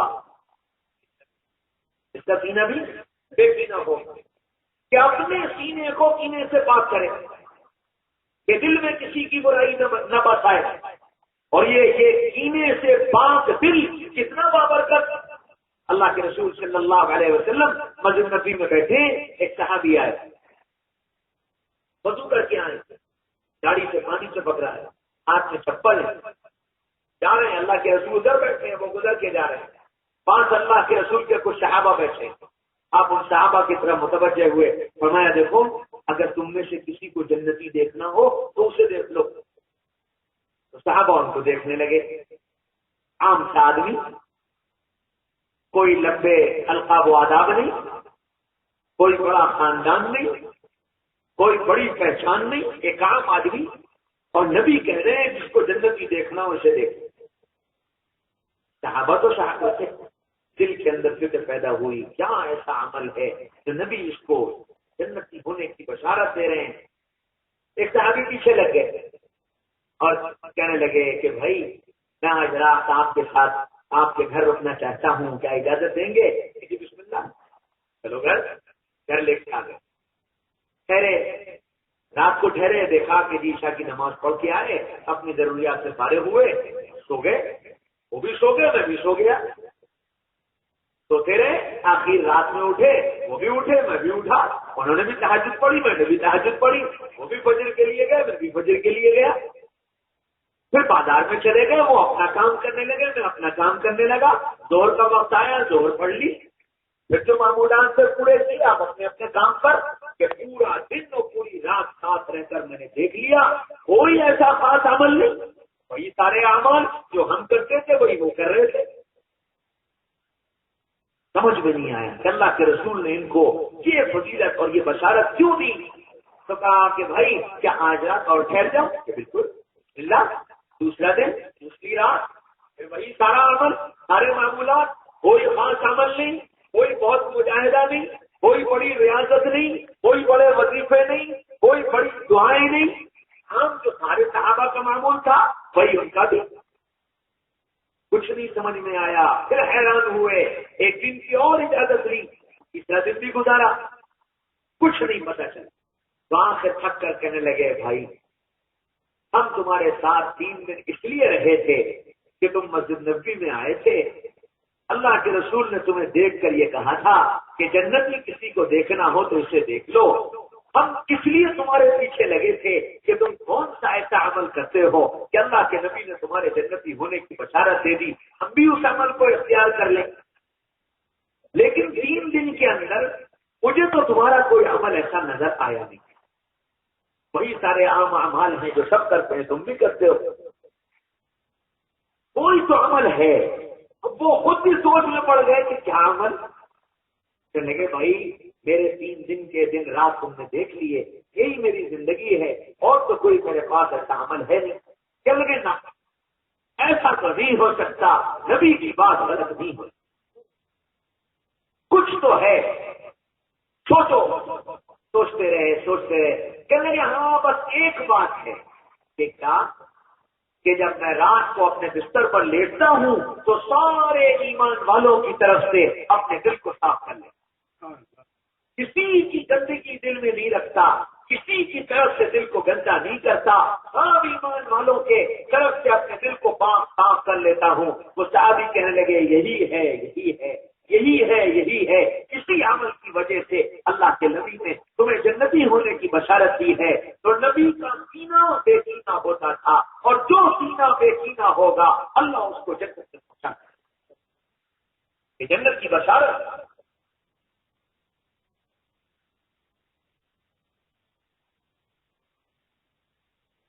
میرے بھائیوں اور دوستوں، عزیز بزرگوں، یہ اتنا بڑا مجمع بیٹھا ہے. ہم میں سے ہر ایک اپنے دل کو جھانک کر دیکھے کہ میرے دل میں کسی کے لیے کینہ تو نہیں. کینہ کہتے ہیں چھپی ہوئی دشمنی کو. ظاہر دوستی کی جائے، اندر سے دشمنی ہو. ظاہر محبت کی جائے، اندر سے نفرت ہو. ظاہر عزت کی جائے، اندر سے دلیل کرنا مقصود ہو. یہ کینہ کہلاتا ہے کہ میرے دل میں کسی کی طرف سے کینہ تو نہیں. اگر کینہ دل میں بسا ہے تو یہ غلام محمد بننے کے لائق بھی نہیں اور کہلانے کے لائق نہیں. یہ غلام محمد بننے کے لیے اپنے سینے کو کینے سے پاک کرنا. تو نبی غصہ نہیں کرتے، نبی غرور نہیں کرتے، نبی غیبت نہیں کرتے، نبی غل نہیں کرتے، کینہ نہیں رکھتے. نبی غفلت نہیں برتتے، نبی غفلت نہیں برتتے، غافل نہیں ہوتے، اپنے کاموں سے غافل نہیں، اپنی ذمہ داری سے غافل نہیں. کہ نبی ہر وقت جام و چوبند رہتے ہیں. نبی اپنی ذمہ داری کو پورا کرتے ہیں. اب ہم غلام محمد ہیں، ہم کو ایک ذمہ داری ملی ہے. کیا کنتم خیر امۃ اخرجت للناس تأمرون بالمعروف وتنہون عن المنکر. تم بہترین امت ہو اس لیے تاکہ تم لوگوں کو صحیح بات پہنچاؤ اور برائی سے روکو. یہ تمہارا کام ہے. یہ ذمہ داری ملی ہے کہ میں بھلائی کی دعوت دینے والا بنوں، میں برائی سے روکنے والا بنوں. اور یہ کام میں جب کروں گا جب میں خود بھلے پر چلنے والا بنوں اور جب میں خود برائی سے روکنے والا بنوں. کیا اس ذمہ داری کو میں نے ادا کیا؟ کیا میں اپنی ذمہ داری سے غافل ہو گیا؟ میں بھول گیا کہ میری ذمہ داری کیا تھی. محمد رسول اللہ صلی اللہ علیہ وسلم جس کام کو لے کر آئے تھے پل پل اس کام کی ذمہ داری کو ادا کیا. اور پھر جو صحابہ آپ کا دامن تھامتے جاتے تھے وہ اپنی اس ذمہ داری کو پورا کرتے جاتے تھے. نبی پاک صلی اللہ علیہ وسلم نے فرمایا والذی نفسی بیدی، قسم اس ذات کی جس کے قبضے میں میری جان ہے، تأمرون بالمعروف، بھلائیوں کا حکم کرتے رہنا، برائیوں سے روکتے رہنا. اگر تم نے اس کام کو نہ کیا تو پھر اللہ کا عذاب تمہاری طرف آ جائے گا، پھر تم دعائیں نہیں مانگو گے تو تمہاری دعائیں قبول نہ ہوں۔ تو ہم غافل تو نہیں، ہم کو ایک ذمہ داری ملی، ہم کو ایک کام ملا، ہم نے اس کام کو ادا کیا نہیں کیا۔ نبی کو ایک کام ملا تھا، اس کام کو کیسے ادا کیا کہ 23 سال تک اس کام کو کرتے رہے 23ویں سال عرفات کے میدان میں سارے صحابہ کو جمع کر کے پوچھا، بتاؤ میں نے تم تک اللہ کے پیغام کو اور اس ذمہ داری کو، اس امانت کو جو مجھے دی گئی تھی، میں نے تم تک پہنچا دیا نہیں پہنچا دیا؟ الا هل بلغت الا هل بلغت الا هل بلغت، کیا میں نے تم تک پہنچایا؟ کیا میں نے تم تک پہنچایا؟ کیا میں نے تم تک پہنچایا؟ اپنی ذمہ داری کو پورا کیا؟ امانت تم تک پوری پہنچا دی؟ صحابہ نے جواب دیا، بلغت الرسالہ وادیت الامانہ ونزع الحکم وکشف الغمہ حتی اتاک الیقین۔ یا رسول اللہ، آپ نے پہنچایا ہی نہیں، پہنچانے کا حق ادا کیا۔ اور اس امانت کو ادا کرنے میں جو تکلیفیں آئیں ان تکلیفوں کو برداشت کیا۔ یا بنی اقم الصلاۃ وامر بالمعروف وانہ عن المنکر واصبر علی ما اصابک ان ذلک من عزم الامور۔ یہ ذمہ داری ہے، نماز قائم کرو، بھلائی کی دعوت دو، برائیوں سے روکو، اور جب اس کام کو کرو گے پریشانیاں آئیں گی، حالات آئیں گے، مصیبتیں آئیں گی، تکلیف آئے گی، اس کو برداشت کرو، اس کو برداشت کرو، اس کو برداشت کرو۔ اور یہی عزم والوں کا اور ہمت والوں کا اور نبی سے اتباع کرنے والوں کا، غلام محمدی کا دم کرنے والوں کا یہی سیوا ہے، یہی شان ہے، یہی کام ہے۔ وہ اسی طرح جمتے ہیں اور وہ اسی طرح صبر کرتے ہیں اور پھر کسی پر اللہ ہدایت سے دروازے کھولتے ہیں۔ ہاں میرے بھائیوں، دوستوں، عزیزوں، بزرگوں، نبی غافل نہیں ہوتا۔ میں غافل تو نہیں ہو گیا، میں اپنی ذمہ داری سے غافل تو نہیں ہو گیا۔ مرد ہو یا عورت، سب کو یہ ذمہ داری ملی ہے۔ کتنی؟ بلغوا عنی ولو آیا۔ ایک بات اگر جانتے ہو تو اس ایک بات کو نہ جاننے والے تک پہنچانا، یہ سب کی ذمہ داری ہے۔ جو مسجد میں نہیں آ رہا ہے اس کی تھوڑی میں ہاتھ ڈالنا، اس کی خوشامد کرنا، اس کی خوشامد کر کے اس کو اللہ کے سامنے لا کر کھڑا کرنا، یہ میری تمہاری اور امت کے ہر فرد کی ذمہ داری۔ تو میں نے اس کام کو کیا، میں غافل تو نہیں ہو گیا، میں غفلت والی زندگی تو نہیں گزارا۔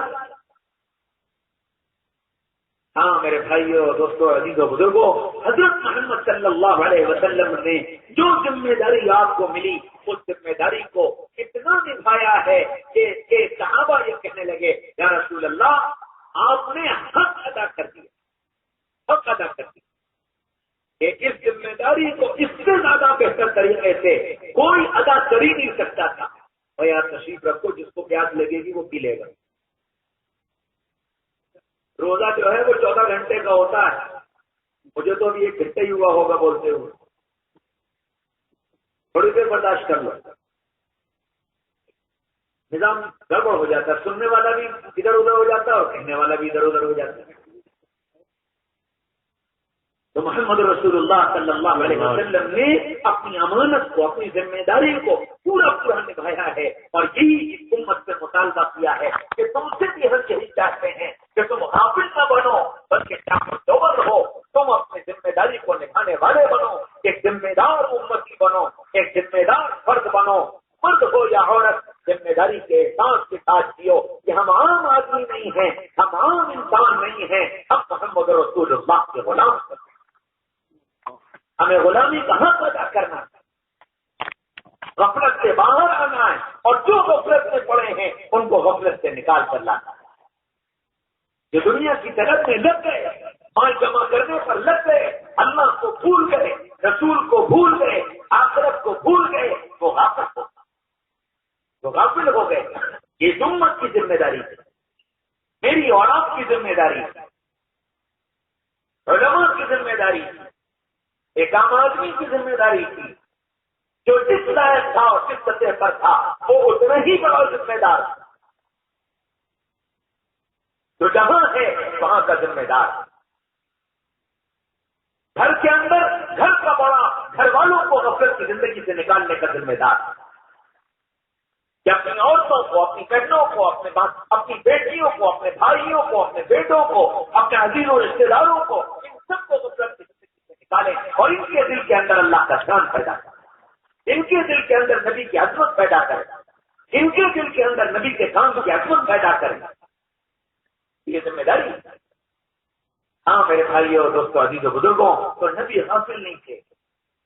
امت سے کسی کا مطالبہ کیا کہ غفلت والی زندگی مت گزارنا، غصہ مت کرنا، غرور مت کرنا، غل مت رکھنا، کینہ مت رکھنا، غیبت مت کرنا، غفلت مت اختیار کرنا، غفلت مت اختیار کرنا. ٹھیک ہے کر لیں گے، ہو جائے گا، فلاں نے تو کر لیا ہوگا، میں نے نہیں کیا تو کیا حرج. کہ یہ سب غفلت ہے، اور غفلت شیطان کی طرف سے آتی ہے. شیطان سب سے پہلا کام عمل سے غافل کر دیتا ہے. نماز کا وقت ہوگا گھڑی نہیں دیکھنے دے گا، اور جب نماز ہو جائے گی تب گھڑی کو نکال جائے گی. نماز ہو گئی، حالانکہ اذان کی آواز کے کان میں پڑی تھی، اذان اس نے سنی تھی، لیکن شیطان نے غافل کر دیا اور نماز چھوٹ گئی. اب گھڑی پر نکال جا رہی ہے. کیا بتاؤں کیا الجھ گیا؟ الجھ نہیں گیا، الجھا دیا گیا کہ یہ عمل سے غافل ہو جائے. اور عمل کی غفلت ایمان کی غفلت تک لے جاتی ہے. جب عمل کمزور ہوتا ہے تو ایمان کمزور ہو جاتا ہے، اور پھر یہ ایمان کی کمزوری بڑی خطرناک حد تک لے جاتی ہے. اس لیے نبی غافل نہیں ہوتے تھے، نبی خود بیدار رہتے تھے اور امت کو بیدار رکھتے تھے. محمد رسول اللہ صلی اللہ علیہ وسلم نے سارے صحابہ کے زندگیوں سے غفلت کو نکال کر اتنا احساس ذمہ داری بھر دیا تھا کہ پھر صحابہ اپنے گھر میں چین سے بیٹھ نہ سکے کہ ہمارے پاس ایک ذمہ داری ہے، اس ذمہ داری کو ہمیں ادا کرنا. پھر اس پر جان کی بازی آئی تو جان لگائی، مال کی بازی آئی تو مال لگایا، وقت کی بازی آئی وقت کو لگایا، وطن کی بازی آئی وطن کو لگایا، گھر بار کی بازی آئی تو گھر بار کو لگایا. ساتھ لگاتے چلے گئے. کیوں کہ ہم اپنی ذمہ داری کو ادا کرنے کے لیے دنیا میں بھیجے گئے ہیں. کل قیامت کے میدان میں اللہ ہم سے ہماری ذمہ داری کا سوال کرے. کلکم راع وکلکم مسئول عن رعیتہ، تم میں سے ہر ایک ذمہ دار ہے اور جو اس کے ماتحت ہیں ان کے بارے میں کل اس سے سوال ہوگا کہ تم نے ان کے حق میں اپنی ذمہ داری کو پورا کیا یا تم اپنی ذمہ داری سے غافل ہو. غفلت اس کا مزاج نبوت سے کوئی تعلق نہیں. نبی غافل نہیں ہوتے. اور آخری بات کہ نبی غلو نہیں اختیار کرتے، نبی غلو نہیں اختیار کرتے. بس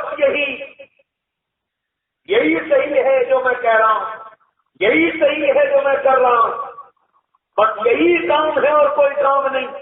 نبی نے نہ اس کو اختیار کیا اور نہ اس کو اختیار کرنے کی دعوت. ہاں نبی نے یہ تو بتایا الایمان بضع و سبعون شعبۃ کہ ایمان کے 70 سے زیادہ شعبے ہیں. اولها لا الہ الا اللہ، ادناها اماطۃ الاذى عن الطریق کہ سب سے افضل لا الہ الا اللہ محمد رسول اللہ ہے، اور سب سے ادنا راستے سے تکلیف دینے والی چیزوں کو ہٹا دینا ہے. اس طرح کے 70 سے زیادہ شعبے ہیں. ہر شعبہ اللہ کے یہاں ایمان کے شعبے کی حیثیت رکھتا ہے، اور جو جس شعبے میں کام کر رہا ہے وہ ایمان کی خدمت کر رہا ہے، وہ دین کی خدمت کر رہا ہے.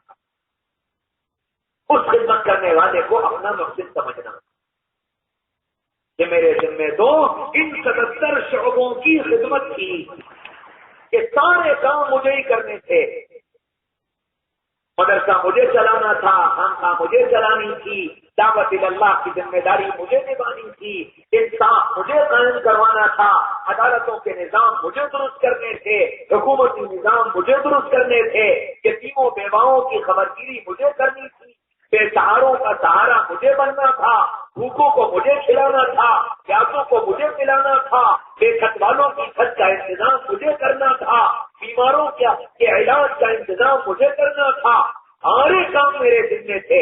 اللہ جزائے خیر دے اس بھائی کو کہ میری ایک ذمہ داری اس نے اپنے ذمہ لے لی، میری ایک ذمہ داری اس نے اپنے ذمہ لے لی، میری ایک ذمہ داری اس نے اپنے ذمہ لے لی۔ اللہ انہیں جزائے خیر دے، میرے بوجھ کو ہلکا کر۔ ہاں میرے بھائیوں، دوستوں، عزیزوں، بزرگوں، اور جو جتنی باتیں میں نے کی ہیں قرآن ان سب کو منع کر رہا ہے۔ پہلی بات غصہ مت کرنا،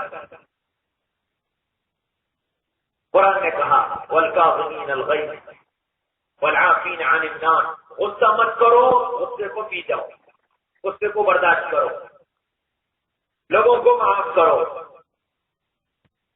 غرور مت کرنا، ولا تصعر خدك للناس، لوگوں کے سامنے اکڑ مکڑ کر مت چلا کرو، غل کینہ مت رکھنا۔ قرآن کے اندر اللہ تعالیٰ نے کہا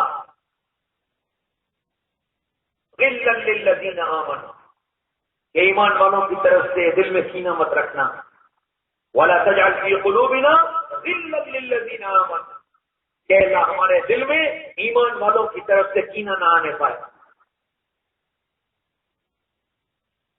غفلت مت کرنا، ولا تغلوا فی دینکم، غلو مت کرنا، ولا تغلوا فی دینکم، کہ دین میں غلو مت اختیار کرو، کیونکہ یہ غلو تم کو کہیں ایسا نہ ہو کہ ایمان سے نکال کر شرک میں مبتلا کر۔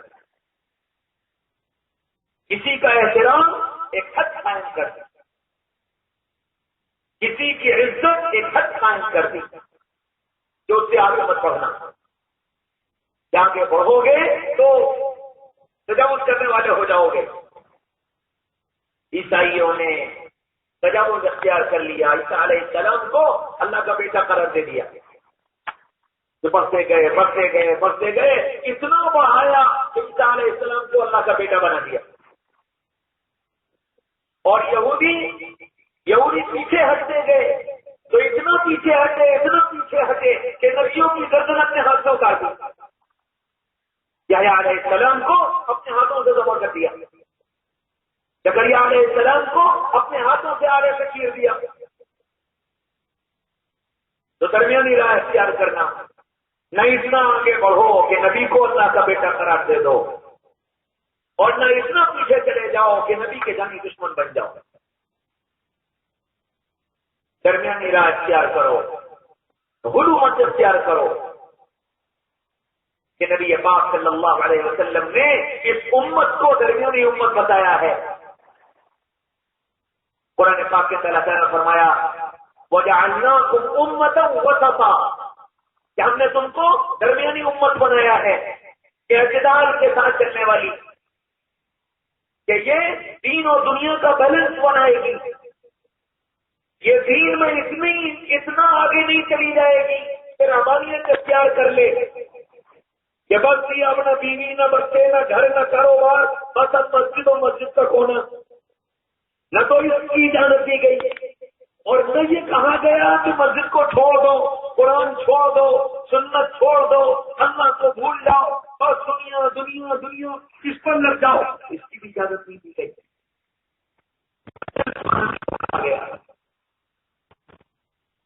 کہ تم اپنی زندگی میں سارے کام کرو لیکن اللہ کے دھیان کے ساتھ، شریعت کے دھیان کے ساتھ، محمد رسول اللہ صلی اللہ علیہ وسلم کی تعلیمات کے دھیان کے ساتھ، کہ اللہ کے نبی نے کیا تعلیم دی کہ زندگی میں کیسے گزاروں، کاروبار کرو کیسے، جیسے نبی نے بتایا، ملازمت کرو کیسے، جیسے نبی نے بتایا، ہنسی مذاق کرو کیسے، جیسے نبی نے بتایا، خوشی مناؤ کیسے، جیسے نبی نے بتایا، سارے کام کرو لیکن اللہ اس کے رسول کے دھیان کے ساتھ۔ کسی کام سے منع نہیں کیا گیا، ترتیب بتائی گئی۔ اب اس کام کو کرنے چلو، اس کی ترتیب معلوم کرو کہ میں یہ کرنے جا رہا ہوں، مجھے اللہ اس کے رسول نے اس کام کو کرنے کا کیا طریقہ بتایا ہے، شادی کیسے کروں گا، کاروبار کیسے کروں گا، پارٹنرشپ کرنی ہے، پارٹنرشپ کیسے کروں گا۔ قرآن نے بتایا یا ایھا الذین آمنوا اذا تداینتم بدین الی اجل مسمى فاکتبوه وليكتب بینکم کاتب بالعدل ولا یابى کاتب ان یکتب کما علمہ اللہ۔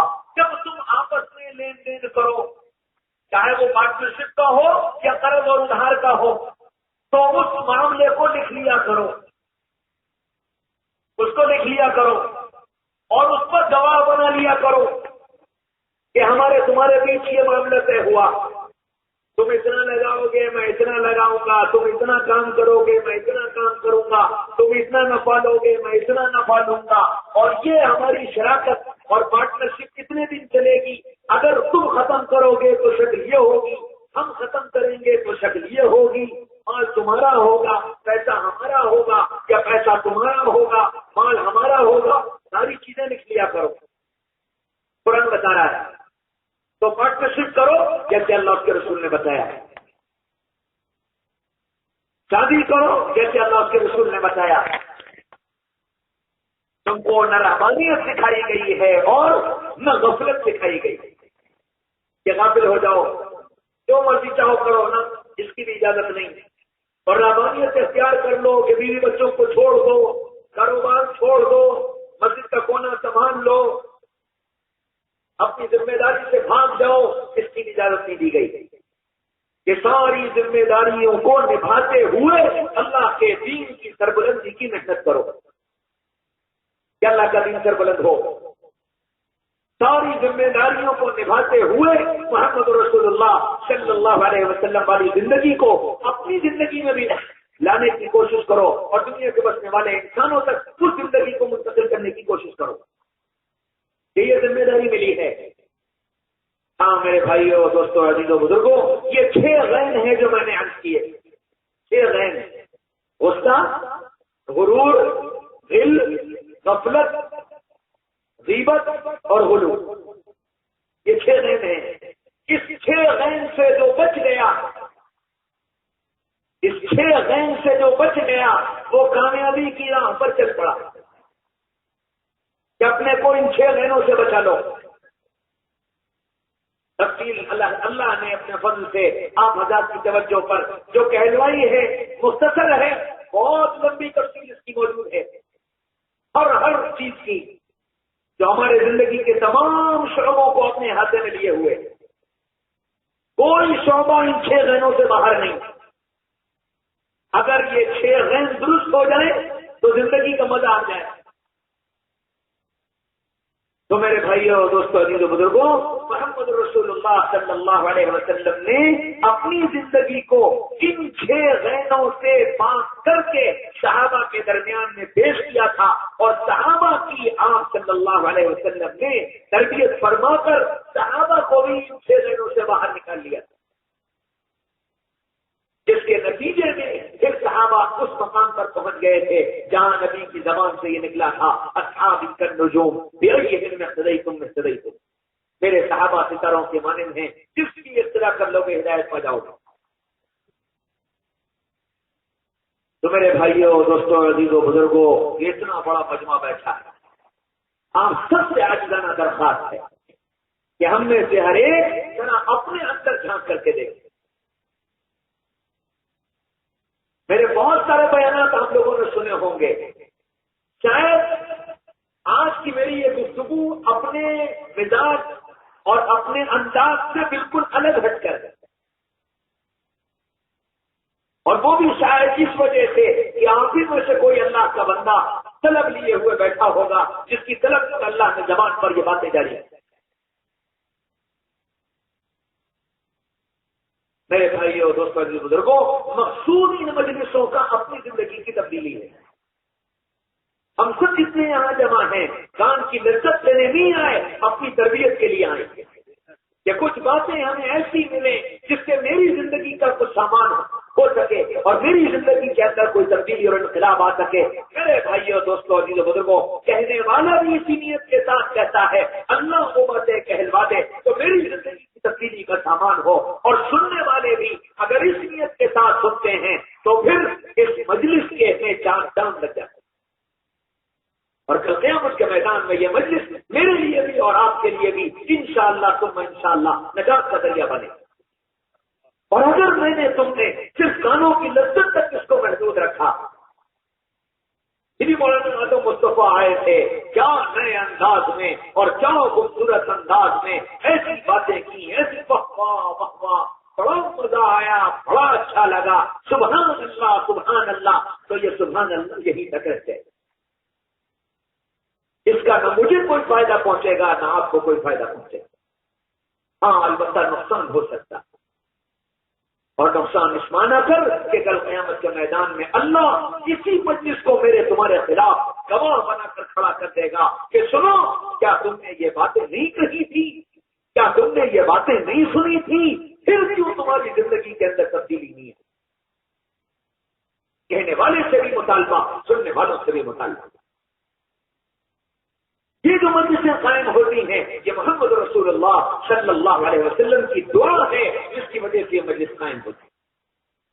آپ نے اللہ تعالیٰ سے درخواست کی تھی میرے بعد میری امت کا کیا ہوگا, میرے بعد میری امت کا کیا ہوگا. اللہ نے جواب دے دیا تھا نبی جی گھبرائیے مت, میں آپ کے بعد آپ کی امت کو تنہا نہیں چھوڑوں گا. اس امت کی تربیت کا سامان اور انتظام میں کرتا رہوں گا, اور ان کے درمیان لوگ آتے رہیں گے, کہتے رہیں گے, سنتے رہیں گے, اور جس کے ذریعے سے ان کی تربیت کا انتظام ہوتا رہے گا.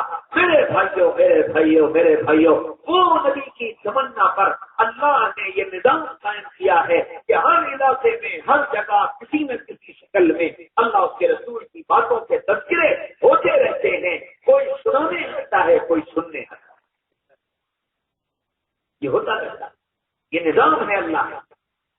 تو گویا اللہ کی طرف سے حجت تام کی جا رہی ہے. کل کو تم یہ نہ کہہ سکو مجھے کسی نے بتایا نہیں, مجھے پتا نہیں تھا, مجھے معلوم نہیں تھا. اللہ اس تمہارے اس جملے کو ختم کرنے کے لیے ایسی مجلسوں کو قائم کرتا ہے, اور تمہاری طلب پر کہنے والے کی زبان پر ان باتوں کو جاری کر دیتا ہے جو سننے والوں کے لیے اور کہنے والے کے لیے ایک سبب ہوتی ہے. اگر کہنے والا اس کو اپنی زندگی کی تبدیلی کا سامان بنا لے اور سننے والے اس کو اپنی زندگی کی تبدیلی کے سامان بنا لیں تو یہ دونوں کے لیے نجات کا سبب بن جاتا ہے, دونوں کے لیے کامیابی کا سبب بن جاتا ہے. اس لیے میرے بھائیوں دوستوں عزیزوں بزرگوں آپ سب سے بہت عاجزانہ درخواست کہ جو کچھ گفتگو اللہ نے آپ کی توجہ کی برکت سے کروائی ہے, کہلوائی ہے, اس کو اپنی زندگی میں داخل کرنے کی ضرورت ہے. حضرت مولانا ارشد صاحب نے شروع میں یہ آپ سے کہا تھا کہ جو باتیں یہاں سے کہی جائیں اس کو ہم سب کہنے والے اور سننے والے اس نیت کے ساتھ کہیں اور اس نیت کے ساتھ سنیں کہ ان باتوں کو عملی طور پر اپنی زندگی میں داخل کریں. تو پہلی بات, ہم میں سے جتنے غصہ کرنے والے ہیں آج سے یہ طے کریں کہ انشاءاللہ اپنے غصے پر قابو پائیں, اپنے غصے کا بیجا استعمال مت کرنا, بیجا استعمال مت کرنا, غصے پر قابو پاؤ کہ یہ نبی کی صفت ہے. قرآن نے مومنین کی صفت بتائی ہے, ہم ایمان والے ہیں, محمد رسول اللہ کے غلام ہیں. ہم آج سے یہ طے کریں کہ ہم اپنے غصے پر قابو پائیں, غصہ اختیار نہیں کریں, اپنے مصیبت سے بچنے جو ہمارے اعمال کو برباد کیے دے رہی ہے, ہماری لٹیاں ڈبوئے دے رہی ہے. ہر پل دوسروں کے تذکرے, اپنی باتیں بھول جاتے ہیں, دوسروں کی باتوں میں لگ جاتے ہیں. آج سے یہ طے کرو انشاءاللہ غیبت نہیں کرے, طے کرتے ہیں سب انشاءاللہ. باتیں دیکھو چھ باتیں میں نے عرض کی, اللہ جس کے لیے آسان ہو ممکن ہو چھوں سے اپنے کو بچا دے سبحان اللہ. ورنہ کم سے کم جتنی باتوں کو اپنی زندگی میں عملی طور پہ لا سکتا ہو اس کی لانے کی نیت کرے. سب نہ کر سکے ایک ہی کر لے کی یہ مجلس تھی, اس مجلس میں اتنی باتیں سنی, ایک بات کو میں نے اپنی زندگی میں لانے کا فیصلہ کیا ہے. اگر آج ایک بات آ گئی تو انشاءاللہ آگے زندگی میں اللہ اور باتیں سنوائیں گے. آہستہ آہستہ زندگی میں وہ باتیں آتی جائیں گی اور زندگی بدلتی جائے گی، اللہ زندگی کو نمونے والا بن کریں گے انشاءاللہ۔ اور سب سے اہم بات ہمارے اور آپ کے لیے اس وقت کے حالات میں جس میں ہم اور آپ جی رہے ہیں، سب سے بڑی بیماری ہماری غفلت ہے، سب سے بڑی بیماری غفلت ہے۔ ہمیں اپنے آپ کو غفلت سے باہر نکالیں، ہم بیدار ہو جائیں، ہم چوکنے ہو جائیں۔ ہم کو کیا کرنا ہے بڑوں سے معلوم کریں، علماء سے معلوم کریں، قوم کے رہبروں اور رہنماؤں سے معلوم کریں ہم کو کیا کرنا ہے، کیا ہم کریں، کیا ذمہ داری ہے ہماری، کیا فرض ہے ہمارا۔ اپنے کو غفلت سے نکالیں۔ ہم اتنے غافل ہو چکے ہیں، ٹھیک ہے فلاں جگہ ہو رہا ہے یہاں تھوڑی ہو رہا ہے، فلاں ملک میں ہو رہا ہے یہاں تھوڑی ہو رہا ہے، فلاں علاقے میں ہو رہا ہے یہاں تھوڑی ہو رہا ہے، اور اس وجہ سے ہم نے اب تک ساری دنیا کو بھلائے رکھا، جس کے نتیجے میں وہ حالات بڑھتے بڑھتے بڑھتے بڑھتے ہمارے سروں پر منڈرانے لگے، اور اب ہم سہنے رہنے لگے۔ ہم یہ سوچنے لگے اب کیا کیوں کہ اب تک غفلت میں پڑے ہوئے۔ میرے بھائیوں دوستوں عزیزوں بزرگوں، کوئی گھبرانے کی ضرورت نہیں، کوئی پریشان ہونے کی ضرورت نہیں۔ اللہ پہلے بھی تھا، اللہ آج بھی ہے، اللہ آئندہ بھی ہے۔ دنیا کے جتنے نظام ہیں ان سارے نظاموں کی حیثیت میرے اللہ کے سامنے مکڑی کے جالے کی حیثیت ہے۔ جس کو دیکھ اللہ کا حکم چلے گا کہ مکڑی کے جالے چھٹ جائیں۔ مرغی کا بچہ جب انڈے کے اندر تیار ہو جاتا ہے، ایک چھت پر چھلکے کے 2 ٹکڑے ہو جاتے ہیں، بچہ باہر آ جاتا ہے۔ جس دن یہ امت تیار ہو جائے گی، جس دن یہ امت غفلت سے باہر آ جائے گی، جس دن یہ امت اپنی ذمہ داری کو محسوس کر لے گی، اس دن اللہ آزاد کے چھلکوں کو ایک چھت پر توڑ کر رکھ دے گا، اور یہ امت پھر اپنے اصل مقام پر پہنچ جائے گی۔ اس لیے میرے بھائیوں دوستوں عزیزوں بزرگوں، نہ گھبرانے کی ضرورت، نہ ہمت ہارنے کی ضرورت، بیدار ہونے کی ضرورت، غفلت سے باہر آنے کی ضرورت، ہر فرد کو اپنی ذمہ داری پورا کرنے کی ضرورت ہے۔ جو جتنا بڑا ہے اس کی اتنی بڑی ذمہ داری ہے۔ ہمارے علماء اسٹیج پر بیٹھے ہیں، میں علماء کی خدمت میں درخواست پیش کرتا ہوں، آپ بڑے ہیں، آپ کی ذمہ داری بڑی ہے، آپ کا کام بڑا ہے، آپ کو اپنی سطح کے اعتبار سے اپنی ذمہ داری کو ادا کرنا ہے۔ میں آپ سب سے درخواست کرتا ہوں، آپ میں سے ہر ایک بڑی استعداد والا ہے، بڑی صلاحیتوں والا ہے، آپ جتنی صلاحیت والے ہیں اتنی بڑی آپ کی ذمہ داری ہے، آپ کو اپنی ذمہ داری کو ادا کرنا ہے، غفلت کے میدان سے باہر آنا ہے، چوکنا ہونا ہے، حساس برداشت ہونا ہے، اپنی رائے سے فیصلے نہیں کرنے، اپنی رائے سے فیصلے نہیں کر رہے ہیں، امت کی ایک رائے بناؤ، امت کی ایک رائے بناؤ۔